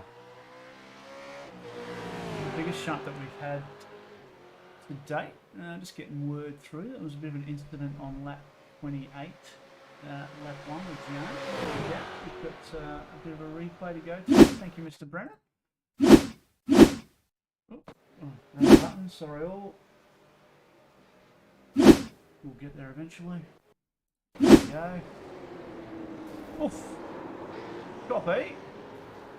And copped a bit of help on the way around as well. So one of those it was well on the inside there, and looks like Lockhart just turned down a bit and then gassed it up and brought the rear. So Brownlee probably could have given him a little bit more room there, definitely. But probably didn't realise he was squeezing him so hard. There was so many cars going into the one corner at once there. Absolutely. Absolutely. Unfortunate for Gianni, so where does that drop him down to? So P17, so he dropped back a few spots. And that was a lap car, actually. That was a... Brownlee was a lap car there, so that's certainly not ideal. No, not at all. But Gianni has been super impressive for me. I don't believe he's done a lot of racing in the V8s, but he's really starting to come on strong, and he's had quite a few good outings in the East Coast Series, and yeah, good to see him battling hard here as well. Yeah, definitely. Stop pumping his wheels up, mate. He's got a good enough ego. But no, he's doing a stunning job at the moment. He's an open wheel kind of guy, and yes, obviously someone who amasses an I rating that he has, you know that he's got some talent. So it was great to pick him up with the 9.5 guys, and his understanding of data and all those bits and pieces is incredible, and he's picking up the supercar really well, and he'll only get stronger and stronger into next year. And yeah, he had a great run on was it last night? Yeah, for East Coast. Yeah, last. Yeah, so yeah, had a belter of a run there. So Brennan will say though that he ignored his spotter in race 1 and didn't box when everyone else did. So that cost him in race 2. But yeah, great job, and so him and Brennan picked up the 12-hour win for the Taipei events during the year as well. So they're all going well. They're all going very well. It's Mr. Favell as well. He's doing a good job in P16. He hasn't gained or lost at this point. Yeah, I was keeping an eye on these boys before. They were in a bit of a DRS train there, and it's hard to get a move done down the end of Conrod when the guy in front of you is getting a tow as well. So, but Greg's a great competitor. He's a good, clean racer, and yeah, he's doing a good job tonight. Yeah, definitely. This battle with Warg boys and now Johnston's just coming on the back of the train. So Johnston he'll come on pretty quick here. I think he'll be interesting down Conrod next run. The SSR cars are pretty slick in a straight line, mate. So be interesting to see if he's got that straight line speed over Bulky. Yeah, Damien's probably not doing as much racing as he'd like either, but always a tough competitor, super quick, and he doesn't need a second invitation if he sees a gap. Definitely. So I'm just trying to see who we haven't really who we haven't covered tonight. But let's see. Yeah, I just looking through the field. Another one of my vets friends, Scotty McCune, doing a good job. I think he's currently sitting in P13 up P13. 11 spots. Yeah, Correct. Scotty and Michael Stewart are really doing some good things in vets. Highly competitive and really, yeah, kind of finding good speed. Yeah, definitely. I think Scotty does some real life racing and some stuff. Is that accurate or? He used to have just trying to think.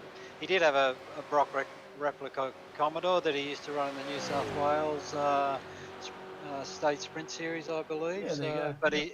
he's passed. He sold the car now, but yeah, this is a lot more affordable. Yeah. Definitely. Definitely. Scotty Gamble's on the comeback, so he's up 3 spots. Considering he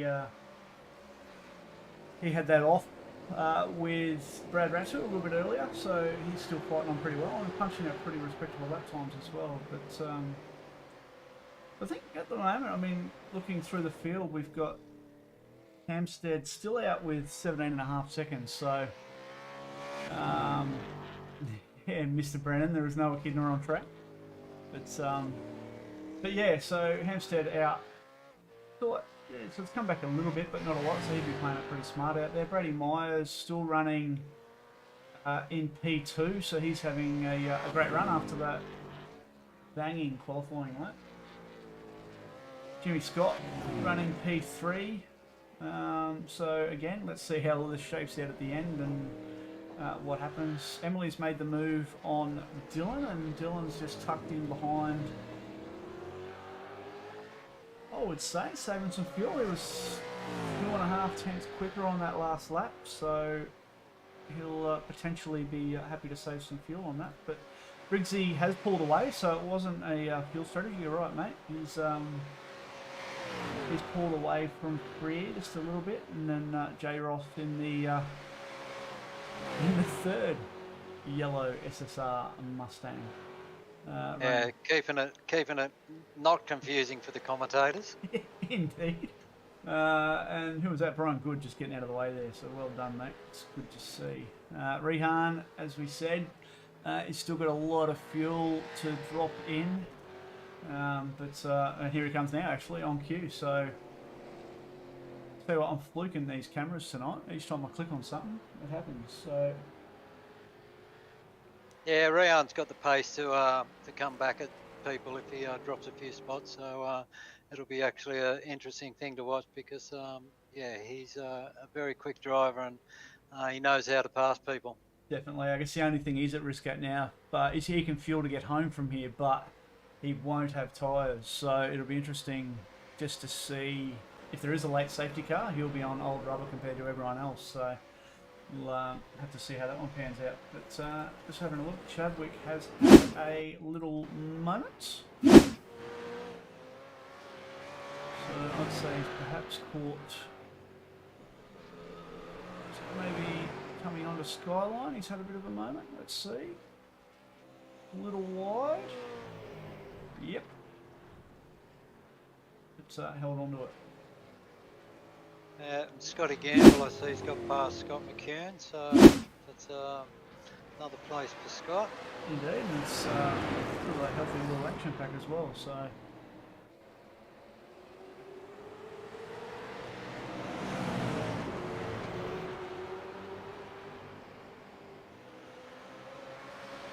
Still, yeah, it's going. He's still got Lutzu and Mr. Morris. So Benny's still the hard charger. He's up 12 spots. Johnny's up 1. It was after that spin. So lap pace wise, both pretty similar. So be interesting, but certainly it's hard to pick. But I think still the best battles we've got out there. Look, Briggsy's closed in on the back of. No, he hasn't. Sorry, I'm misreading my timing. that Freer has just actually come back a little bit to Briggs. So Yeah, Briggsy might have made a bit of a mistake on the last lap. I'm just trying to look at their previous lap time. actually, they both did a 2:05.68 on the last lap. Yeah, you can't get much closer than that, can you? Can't tell their teammates in the same colour car. It's, but this one's still. It's a few good little battle packs still floating around, so it's good. Yeah, absolutely. And Adam's really on top of his game at the moment. He's current East Coast Series Tuesday night champion, and he had 2 wins from 2 last night in that series as well. So yeah, Adam's really doing a great job, and he's a great young guy, always offering time to people, and yeah, just an easy guy to get along with. Absolutely. Yeah, he's very good value. Very good value. So, but yeah, so we should go and have a bit of a look at the front runners. They're out doing their own thing at the moment. But the pace is very similar. The top 3 are within a tenth of each other on that last lap. Actually, within less than a tenth of each other on that last lap. So, but Hampstead's well in control, doing what he does. As I said, this is interesting. He has got, as we pointed out, from a pit lane transit time, he has got 20 seconds of extra fuel that he's going to need to drop into that car. So at the moment, you could say that Brady Myers is the effective race leader. So he's got an extra 20 seconds, and he's got a 17-second lead over the boys. So, you know, he's going to be 3 seconds in a rear, but hitting before them, he'll gain another undercut. So it'll be line ball, I think. Oh, absolutely will be. Yeah, not quite, Jordan. Not quite. We don't have roofs in real life. All we need is some water, and we might get a safety car. But I was saying it again to you before, but everyone watching at home, I mean, a little bit of a tap on the wall there on the way through on the cutting, by the sense of it. But the quality of racing tonight's just been top shelf. It's you can't have asked for anything better. The entire first lap, there wasn't even a single off track. So yeah, mega from everyone involved, and yeah, it's just been an absolute belter of a night. And thanks again, Mark, for jumping in. Do appreciate it, mate. Pleasure, man. Happy to be here. Saves everyone just listening to me. Got the golden tonsils, mate. Yeah, something like that.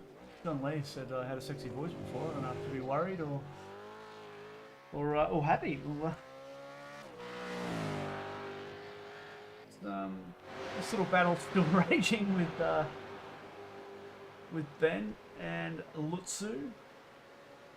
Scotty Gamble and McCune. That battle's still going as well, so that hasn't settled down. Favel's just fallen off the back a little bit there, and so is Whiting. Yeah, this battle's been raging for lap after lap, and yes, Scotty Gamble got past Scotty McCune, and then they were side by side again. I thought Scotty McCune was going to get it back, but it hasn't happened. But he's still harassing the rear wing there of Scott Gamble. Indeed. Looks like Thomas Chadwick has had a bit of an could be a little bit further down the hill this time, maybe. Might be down towards the dipper here. Oof. Oh, right in front of Brady Myers as well. He's done well to keep it off the race line. Yeah, Brady did well as well to avoid that. Definitely. Well, sorry everyone, I'll do the rewind because I'm not talented enough to set my buttons up yet. But yeah, both did very well there. Yeah, both drivers, good car control and good thinking, you know, in the split-second moment there. Definitely. I don't know about the velvety tones, Ben, but we'll take it. We'll take it. But yeah, it's kind of just settled. Emily and D-Rudd, this is still just simmering. It'd be interesting actually if we go on board with Mr. Rudd. Not to give away any secrets, mate, but we'll be interested to see if he's doing any fuel saving. Expose his strategy. Never. Never.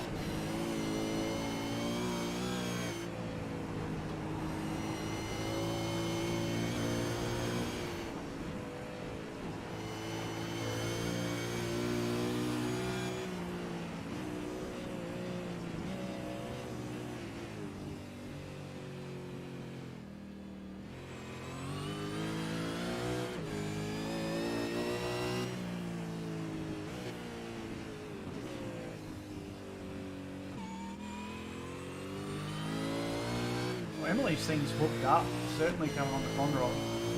Yeah, absolutely. I was just saying, you got to be driving 11 tenths to just keep up with Emily.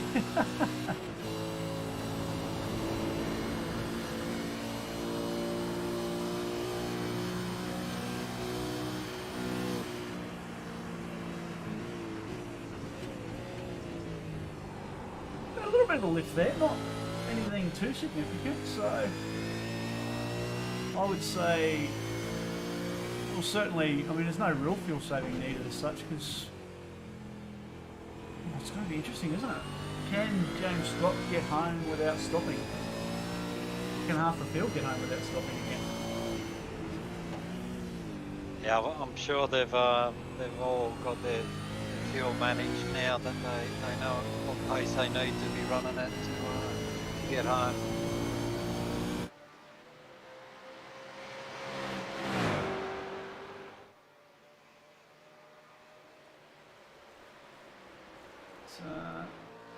This one's still Richard going. Hampstead pitted, or He has pitted, sorry, yeah. Good pickup. So Richard has boxed. So he's come out. How far off the lead is Richard? 30 seconds off the lead.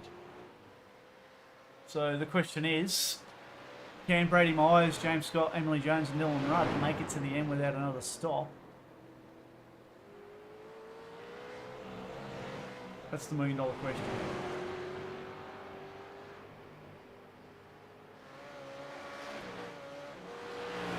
Jordan Ross, Tom Freer, they right for fuel? What did they pit a couple of laps earlier than Let's have front runner? let's have a look at that. I think. Oh, hang on, got the wrong thing up. There we go. Tom Freer, Briggs on lap 25. J Ross the lap before. So Dylan Rudd and Jordan Ross would be the two at risk here. So Brady Myers made it to lap 25. So in theory, he should be able to make it to the end.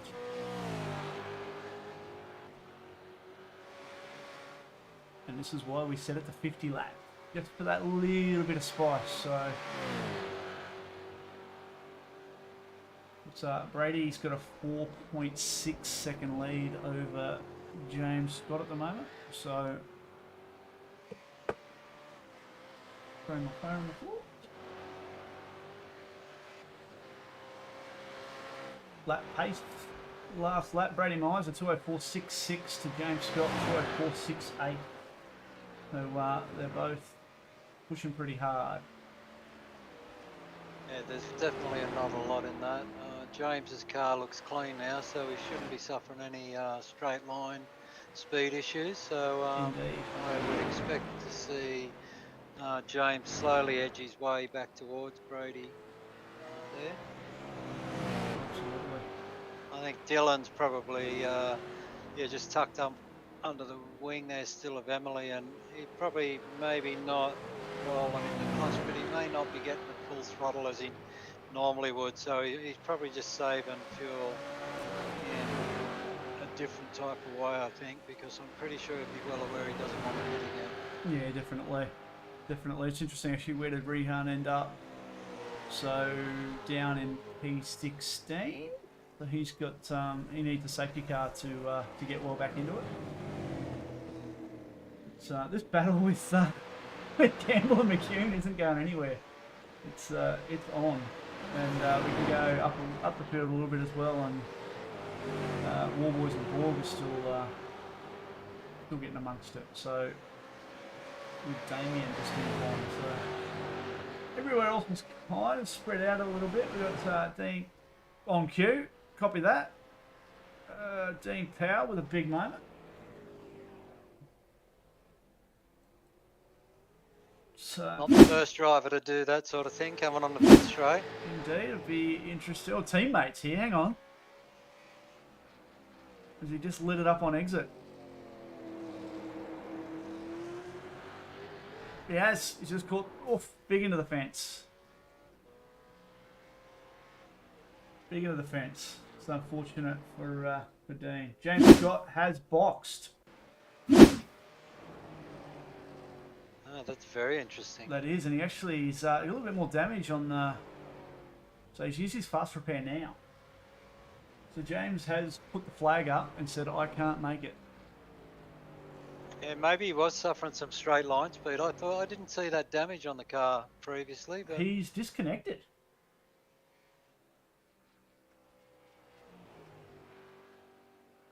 oh, he had a couple of disconnects last night as well. He had He's, some internet issues. I don't yeah. know. Interesting. Okay, well that's changed the story a bit. Yeah, well, that's given Brady Myers a comfortable lead now. Yeah, not sure if something happened there or there's nothing on the event list to say James had any issues. So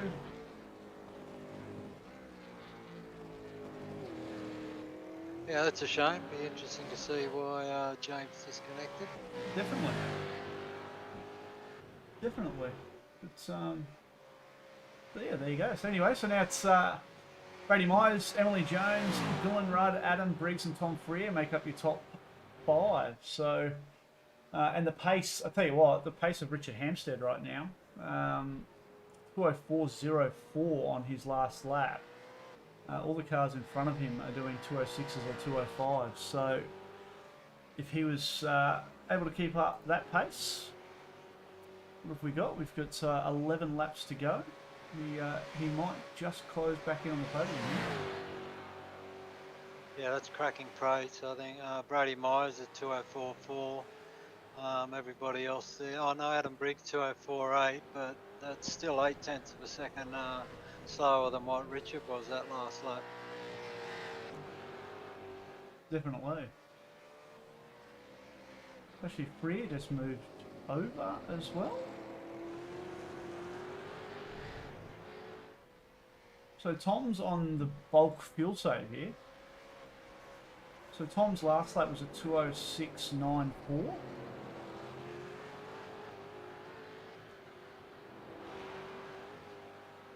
So I think a few of these boys have realised they're not going to make it to the end.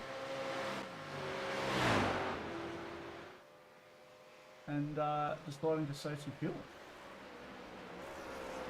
Scott Gamble, Scotty McCune have both jumped to the lane. Yeah, I see Greg Favel's pitted as well, and Rehan's been able to jump past Greg. So I'm not sure. Well, I'm not sure if Rehan will have enough fuel to get home. I think Rehan pitted on. Oh, I just got rid of it. What was that of me? Rehan pitted on lap 32, so he should comfortably get home from there. Yeah. Okay. Comfortably get home. So it's still the top 12 drivers are yet to pit. And David Coleman, who we know will highly likely make it home on fuel, is the only other driver. So, yeah, quite interesting. Top 12 yet to pit, and perhaps they can make it to the end. Apart from Richard Hampstead. Apart from Richard Hampstead, of course. Sorry, yeah, absolutely. So, and he's paced 2:03.86 on that last lap. So he's setting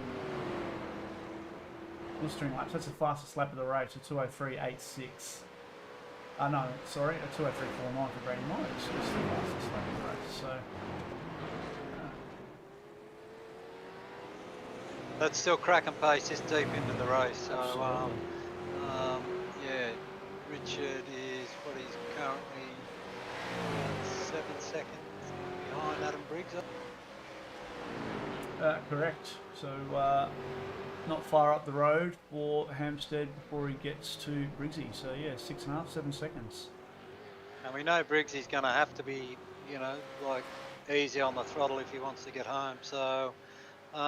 Yeah, I wouldn't be surprised if Richard starts to make pretty big inroads into Adam. Definitely. Dylan's still just tucked in behind Emily Jones. So, no doubt Dylan's playing the smart game there, just sitting as long as he needs to, and he might have something towards the back end of this race.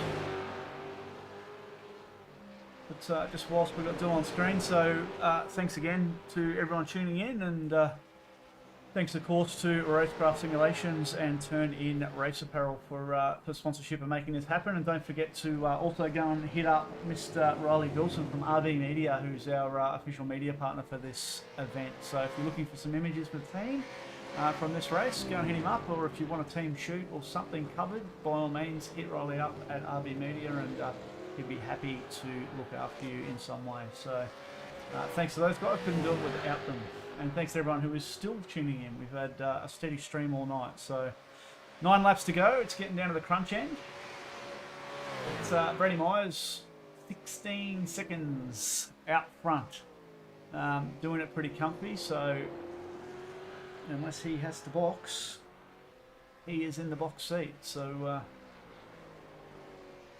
yeah, well, Brady can really kind of afford to do some big lifting now and save some big amounts of fuel if he needs to with the lead he's currently got. Absolutely, absolutely. I'm just in behind Brady. Let's go in there. We've got 662 of Justin McLean, one of the naming right sponsor cars, but doing a great job. They're up 7 spots into P20, and Ross Fallon as well. In the brother car, the sister car, whatever you want to call it, up 11 spots into P23. So he was a bit nervous coming into tonight that he'd struggled, but well done, Ross. Mate, give up the GT cars and come and drive some supercars. Yeah, absolutely. I mean, like you know, Sean, the key thing is just to try and keep it clean and consistent, and let the people in front of you fall off. And as long as you don't, you'll make ground. Spot on. Spot on. And speaking of that, someone's had a big lock up just in front of him there. It's still going. Looks like Brad Ratchin. So Scotty Gamble got passed up. We'll go and watch a replay on that. On David Coleman. Coleman will be on the fuel stove, I would think. And Scott's pretty fresh out of the pit. Oh, big moment for Coleman. So.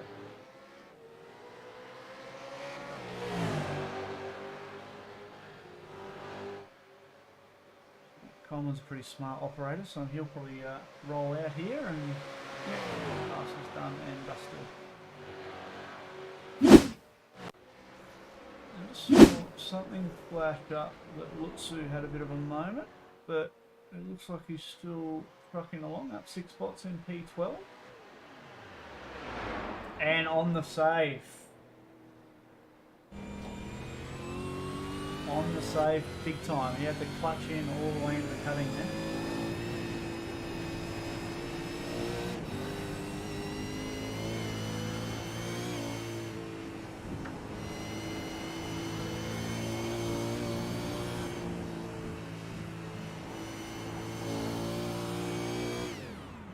Yep.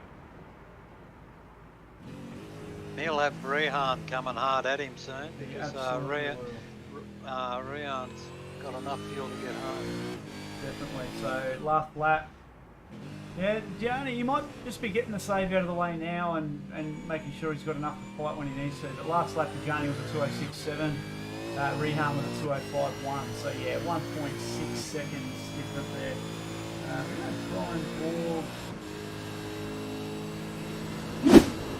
Brian Borg had a bit of a moment as well. We had an off track here.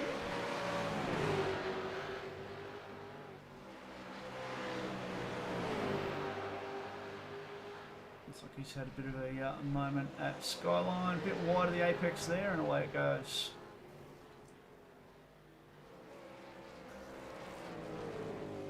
Tom Freer had boxed. The frustration of doing 207s, huh? It got to him. It got to him.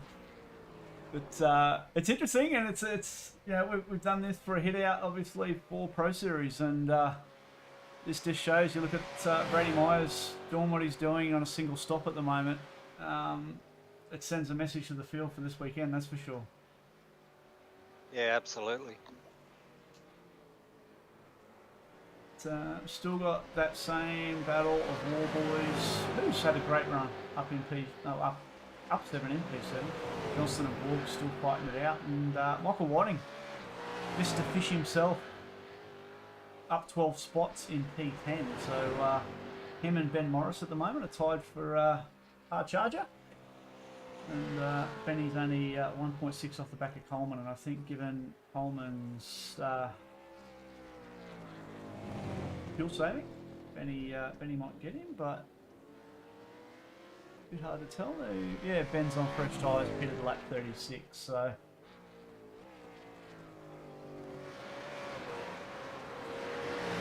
he's got him tuned, just tucked in behind him as well. So when does Scott pit? Scott pitted lap 39, so he's 3 lap newer tyres than Ben Morris, so that might tighten up over the next few laps as well.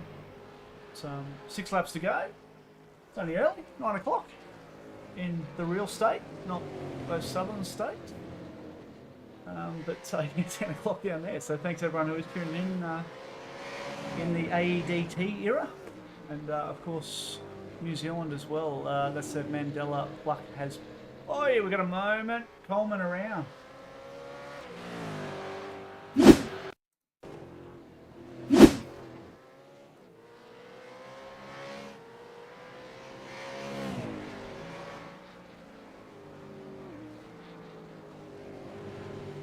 Yep. Just lit the rears up and away it went. Yeah, and I think he probably clutching it into. I'm guessing he might have been clutching it into Forest Elbow there, and then just gassed it up too hard on the exit, and yeah, just undone a lot of his hard work. Yeah, very true. Very true. So it'd be interesting just to see. So Latsu, just as an FYI to those watching at home around fuel saving, but 207.17 last lap. So now he boxed lap 24, and he has got no one in front of him, and he's now got Rehan. No, he doesn't.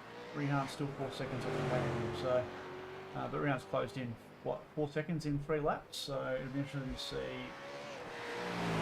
where that ends up. Very interesting to see. Vel on the back of Leonard. So again, Greg's having a great run. Yeah, absolutely, and yeah, Gianni, if he's boxed on lap 24, he's looking at getting 26 laps out of the tank, which is going to be a big struggle for him. Correct, and that's the same for Dylan Rudd, Jordan Ross, Blake Warboys, Damien Johnson, Brian Borg as well. So it's interesting. Dylan's able to maintain low 205s tucked in behind Emily. That's making a big difference, obviously. But Briggsy, who only pitted a lap later, is able to do mid 204s at the moment. So Dylan's, like you said, he's playing the smart game, and if he can get home without pitting from there, then he's on for a great result. So he's doing the right thing, just staying right up under that wing and letting Emily push all the air for him. Absolutely. Absolutely. And Emily on pitted lap 25, so you would think she's going to make it home, but she has been pushing, like you just said, she's been pushing her own air for the past 15 laps, so it will be interesting to see. This is, yeah, it's going to be pretty tight. Yeah, absolutely. But yeah, Emily's got plenty of experience. She's got a good race head on her shoulders, and yeah, she'll know exactly what she has to do.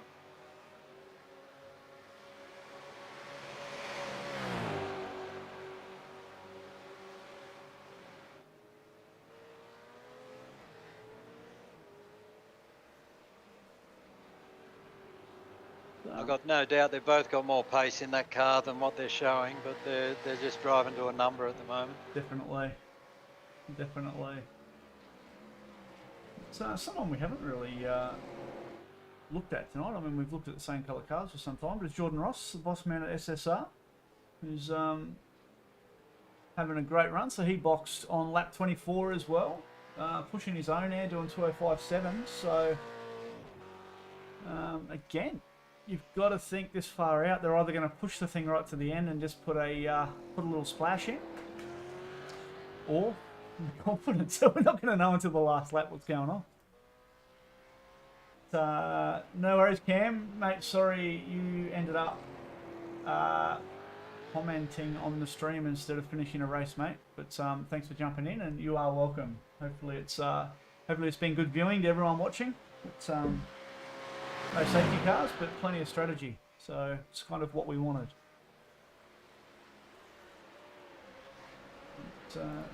Hayden's Cell as well. So Hayden is down 10 laps. So he obviously had a bit of an incidental moment earlier on. Brian Good, we haven't covered the Juice Boys. I do apologise. It's Brian Good ticking along in P21. He's up 10 spots as well. So yeah, great effort from Brian, and showing some good respect for the lead cars as well, jumping out of the way where he needs to. So yeah, just good, smart racing. He knows his pace. He knows what race, who he's racing, and he's doing a good job out there and doing a great service to the other competitors by keeping an eye on his relative and doing everything right. Definitely. Looks like Chadwick has parked his car up as well. So we've got a few guys that are out. Freya is down, so he's out as well. He's pulled the pin. So we're looking at Rehan, and sorry to interrupt you there, Sean. Rehan and Favell are just about on the back of Gianni now, so game on for these boys. Indeed. And it's interesting out front, Brady's extending his lead, so he's almost out to 20 seconds now, so he's not lifting at all. He's doing 2:04.3s and just pulling away.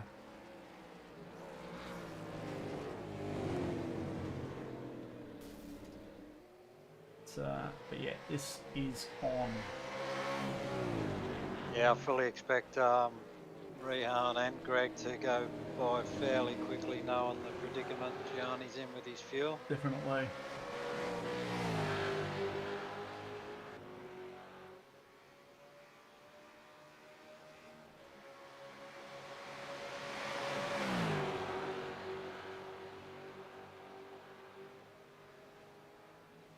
Little bit of a lift.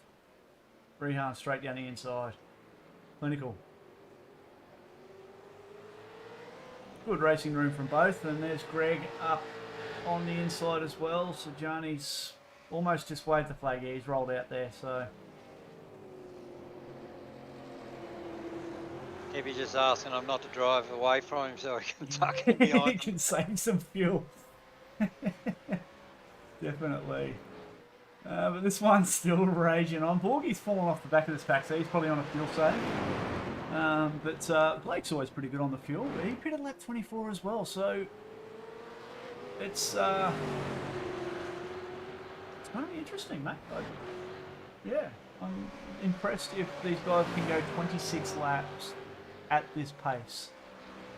Yeah, I think they probably set out thinking there's going to be a safety car and I'll be right, and now there's only a handful or a couple of laps to go, and they're probably thinking I'm in trouble here. Definitely.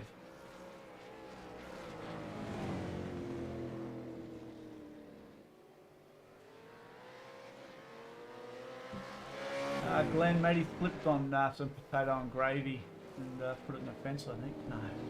I'll let Cam answer that one.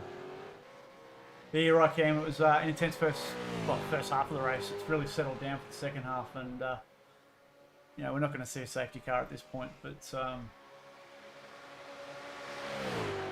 yeah, it's been a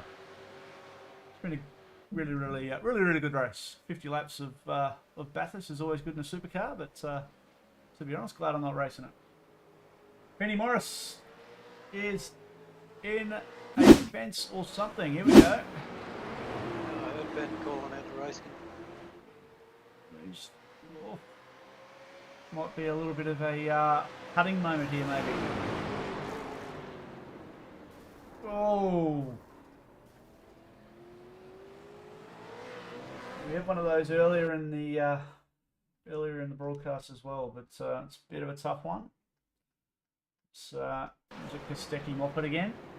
Oh, I think. I'll shut up. Never make a call on what race control might judge. The door's always open there, but it's never quite wide enough, is it? Exactly right. Exactly right.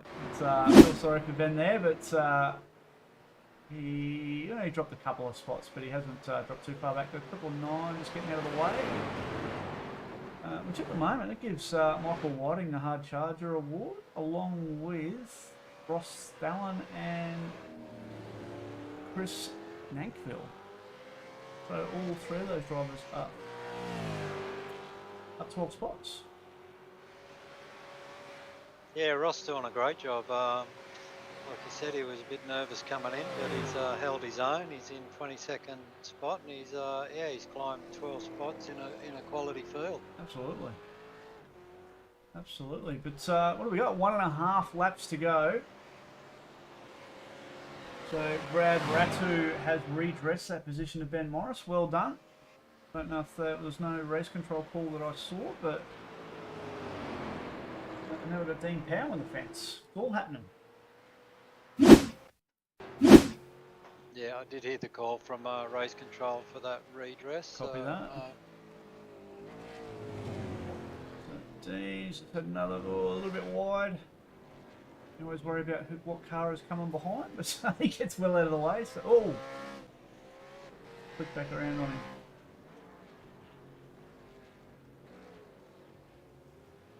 So back to Brady Myers. So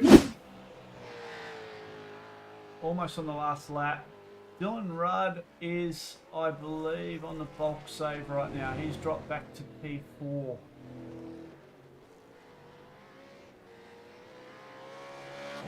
Okay, that's interesting. So Emily did pit a lap later. So Yep.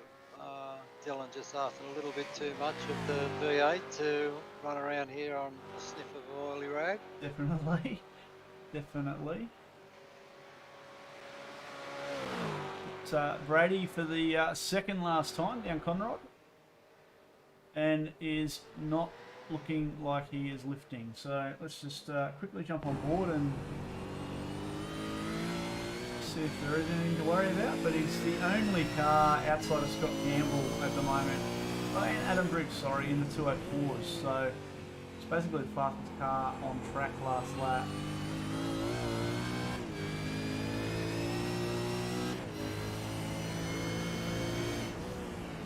There is no hint of a fuel save there. So Brady Myers starts his last lap. Emily Jones sitting a comfortable P2 with Adam Briggs around 0.6 a lap quicker, but with 2 seconds. Unless Emily has a major fuel shortage, I don't think. And Dylan's now slipped back to P5, so he is, and Richard Hampstead up to P4 after 2 stops. He's done a stunning job.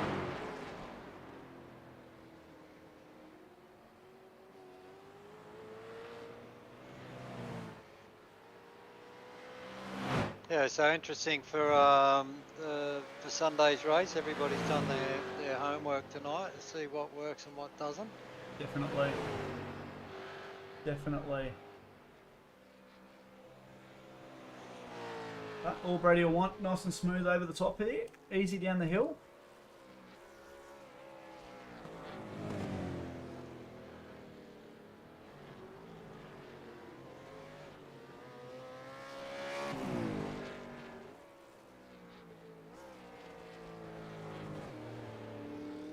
Look, a little bit under the elbow, but he gets away with it. It looks like he's having some fun out there and throwing the car around. Definitely. I hope there's not subtitles, Glenn. I hope you can hear a voice instead of subtitles, mate. But here comes Brady down through the chase for the last time. Flawless run tonight. 22 seconds over Emily Jones. Not a single safety car in sight, so we didn't get the safety truck out. Apologies all. Maybe you can come out and do the jump at the end. Yeah, possibly, but Brady might... Oh, big slide. Takes the first ever Bathurst 300 95 Invitational, brought to you by Racecraft Simulations and Turn in Race Apparel. Yeah, clinical performance there from Brady. Absolutely. Emily Jones, a great run, brings it home in P2 with Briggsy just in behind there in P3. Richard Hempstead gets home in P4. And Dylan Rudd still on the fuel save. Brings it home in P5. So that'll be the second Bathurst race in a row that he's had no fuel across the line. J Ross up 4 spots into P6. And this is still on for P7. There you go. Blake must be on the save. Bit of contact. Johnston goes through.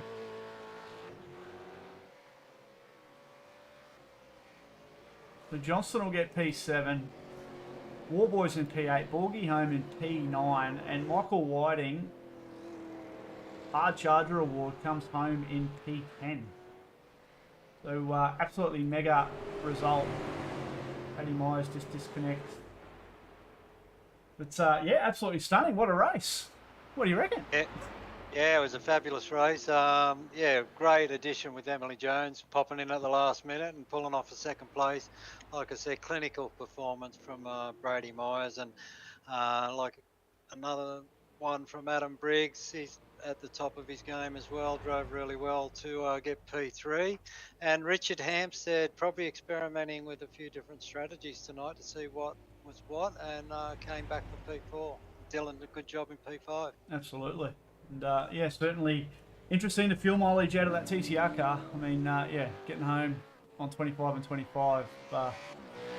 Yeah, certainly, like I said earlier, it just sends that message through to the rest of the field come Sunday. But thanks, mate, for jumping in. Well, not sure if we're going to have anyone jump into the waiting room for a quick chat, but again, thank you for jumping in. Oh, here we go. We have got a taker for the jump.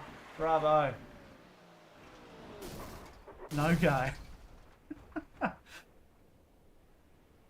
It's about a 6 there from Richard. Oh, we've got everyone lining up here. I haven't set up a camera for this. This is terrible. But here we go. Wonder if we can go static on this. Oh, the first car to land it properly. It's that's proper. It's, Hold me beer. but who have we got? The next car would be Brian Good. But yeah, it's Blake Warboys has just posted up there. Epic race, lads. So much fun, even with all the fuel saving. So glad everyone had a good time. And again, sorry, mate, I got excited by the jump. But thank you again, Mark, for jumping in and keeping me company, mate. And thanks for your expertise and wisdom. Pleasure, mate. Good to be here. Yeah, good to connect with you again. And yeah, hopefully see you. I might see you in vet soon, eh? And Indeed, one thing mate. I'm glad of is Rian won't be in vet for a while. I think we'll be well and truly done by the time he gets there. But well, I don't want to be 80 and still doing this. But yeah, correct. He's Brian's lost it. Rehan. We found something he's not good at. There you go. Couldn't do the jump. And here comes the rest of the boys. It's All right, thanks, Sean. Congratulations. Great broadcast, great race, good field. You got some great sponsors and a great team. And yeah, look forward to seeing you on track maybe next Tuesday night for the East Coast Series. Indeed, mate. Thank you, Mark. And yeah, we'll catch you soon. Thanks again. All right, mate. See you later. Bye-bye. But that almost wraps us up at this stage. It doesn't look like we've got anyone jumping in for an interview. We will just hold fire for a second and see. But just a quick recap of the results. Let me just bring them up for you. But of course we had, we've got Brady who is jumping in for a bit of a chat. So quickly run through the results in a moment. But we'll bring the guys in for a bit of a chat. But first up, we'll speak to Mr. Myers. Well done, mate. You put on a clinic for everyone. Yeah, it was good fun. As soon as the green flag dropped, Richard or Emily asked, "This is a fuel race," and then the penny suddenly dropped, and yeah, the attitude towards the race definitely changed a lot. Yeah, definitely. It was, to be honest, I had Mark Duggan in the comms box with me, and we're pretty impressed with the pace that you guys could show, even with the fuel savings. So it sends a bit of a message for Sunday, yeah?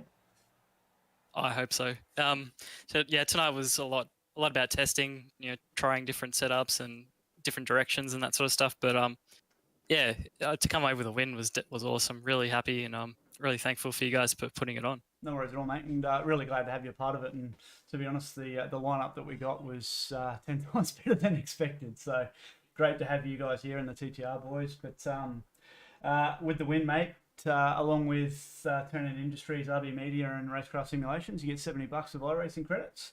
So congrats on that. And anyone you want to thank and whatnot on the way out?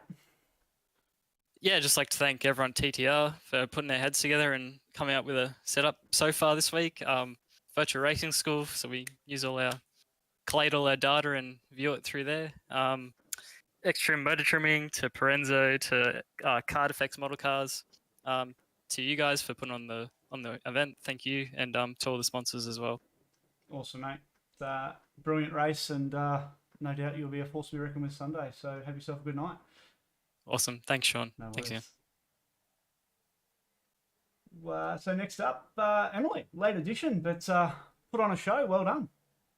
Thank you. It was a lot of fun. Thanks for running the event. It was yeah, something to do on a Wednesday. It was really fun. I was not expecting to race, but I ended up really enjoying it. It was like a really interesting format.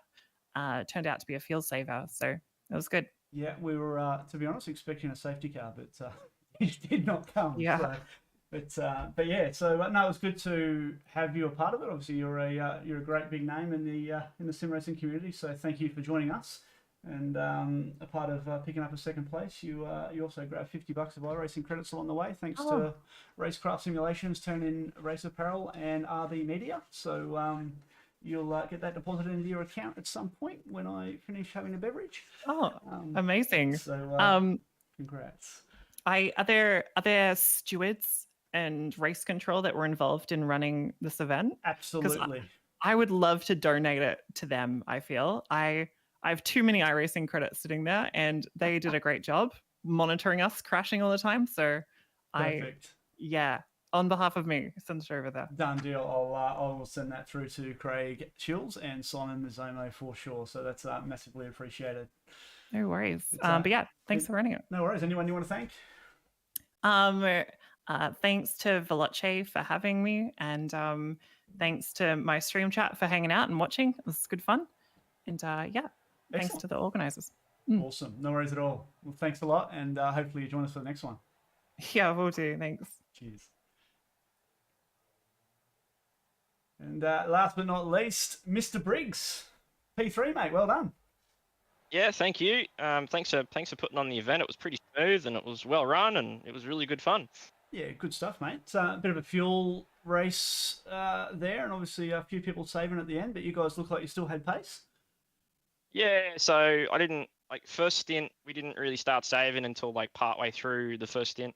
So we sort of dropped away a little bit, and then we did the opposite in the second stint where we saved early up. Yeah. And pushed to the end. So you could just see the contrasting sort of, I guess, methodologies that people used, which was pretty cool, and that produced some pretty cool racing with position swaps that was sort of going on. But yeah, it was really good fun. I haven't had to do such a strategic fuel saver in quite a while, so that's good practice. Definitely. So yeah, because you never know when we've got other events later in the week. I don't know if I can actually drop the name or anything. Yeah, no, absolutely. No, that's what we're here for. Is to prep for that. So yeah, absolutely. Yeah, we've got the Pro Invitational series later in the week, and you never know when the safety car is going to drop and turn into a fuel saver. So definitely. Certainly highlighted tonight. There's some strong teams, especially around the fuel save piece. So yeah, it'll be interesting to see come Sunday how it all shapes up. Yeah, and obviously when Sunday comes around, that's the whole full alien spec field. Definitely. So it would be that much more interesting. Not that this wasn't. This was great. No, absolutely. But yeah, mate, you're right. It goes to another level come Sunday. Yep. It's mate out of P3. So not only do you get a P3, but you also pick up $40 worth of iRacing credits as well, thanks to Racecraft Simulations, Turn In Race Apparel, and RB Media. So that'll head over to your iRacing account, mate. Very generous. Thank you very much for those sponsors. No worries at all. Anyone you want to thank? Yeah, the team at SSR. Yeah, we're going through a few different sets at the moment, and the whole team, James, Jared, and Bush are working hard on that. So yeah, we're just ticking off different variations at the moment, which would be good. So yeah, we've got Wave Runner Performance Center, JK Signs, all the boys at Synergy, Posse's Mechanical, Dave Oliver Photo, and Dr. Epoxy there as well. Brilliant, mate. Well, thank you for joining us tonight, and mate, good luck on Sunday. Yeah, you too. Thank you very much. Cheers, Rizzy. That pretty much wraps us up. We'll just quickly go through the results. Obviously, yeah, we've got the top three there. So Brady Myers, Emily Jones, Adam Briggs round out the podium. Richard Hampstead with a great drive back after having to stop twice. So ended up in P4. D-Rudd himself in P5 with a pretty big fuel save at the back end there. So I think we're all hoping that we would end up with a safety car, but no luck. So Ross Dallin from RSW Graphics did a livery up for the safety car, and we didn't get to use it tonight. But that's okay. It sounds like everyone had a pretty good time. So. But yeah, so D-Rudd in P5. J. Ross gets home in P6. Damien Johnston in P7. Blake Warboys with a bit of a late save there, and he just got pipped by Damien into the chase. So P8. Brian Borg P9. Michael White in P10. Hard charger right there, up 12 spots. Rehan Leonage had a great race. He was actually up 9 spots after a bit of a shabby qualifying from his standards. Greg Pavel with a great run, P12. Scott Gamble, P13. Scotty McCune in P14. Ben Morris with that late spin in P15, which Bradley Ratu in P16 redressed. So I believe there was a race control call there. But so, yeah, there was a redress there. Gianni, P17. A bit of a fuel save, so that hurt him. Certainly was a bit stronger than that result. Justin McLean, great run in P18. Absolutely stellar performance there. Sorry, I just clicked on the wrong button. And then we had David Coleman, P19, Michael Stewart, P20, Brian Good, P21, Ross Thallon, Mr. Turn-In himself, and RSW himself. I don't know how many different hats he's going to wear. SRW, thanks for the like, guys. Appreciate it. But yeah, Ross up. He was equally up 12 spots into P22. Chris Nankiville into P23, so great result there for Chris. Lindsay Hobbs, who was in the fence pretty early, P24. Tom Freer in P25, he disconnected. Dean Powell, James Scott, Hayden Sell, Simon Chadwick, and then we roll all the way back through. Stead Miller, these are all the DNFs. Stead Miller, Lockup Brownlee, Mandela Pluck, Brett Taylor, Cameron Jones, Cooper Dunn, Riley Bilson, unfortunately, but might have given him a chance to grab some photos. Don't forget to hit up RB Media on Facebook and Instagram if you're looking for any photos from this event. Of course, Sebastian Vandel in P37, and Craig Schulz, Simon Mizomo round out the field, being a safety car drivers that did not turn a lap, but a big thanks to those guys, a massive thanks to those guys. So thank you to everyone who tuned in tonight. I really do appreciate it. We had a really steady stream of viewers for the night, and it was massively appreciated, and can't thank our sponsors enough. Sorry, I'm just trying to pick something up here, but can't thank our sponsors enough. Of course, Racecraft Simulations, RSW Graphics, Racing Ears Custom Ears Protection, Cutting Edge Tracks Australia, Turn-In Race Apparel. We've got FU Suicide as well on board, and of course RB Media. So a massive thanks to everyone who gets involved.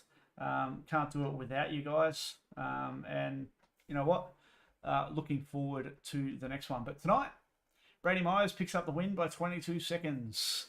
And certainly is a hell of a statement coming into this coming weekend with the Logitech Pro Series Bathurst 1000. So make sure you head over to that Facebook page and check it out.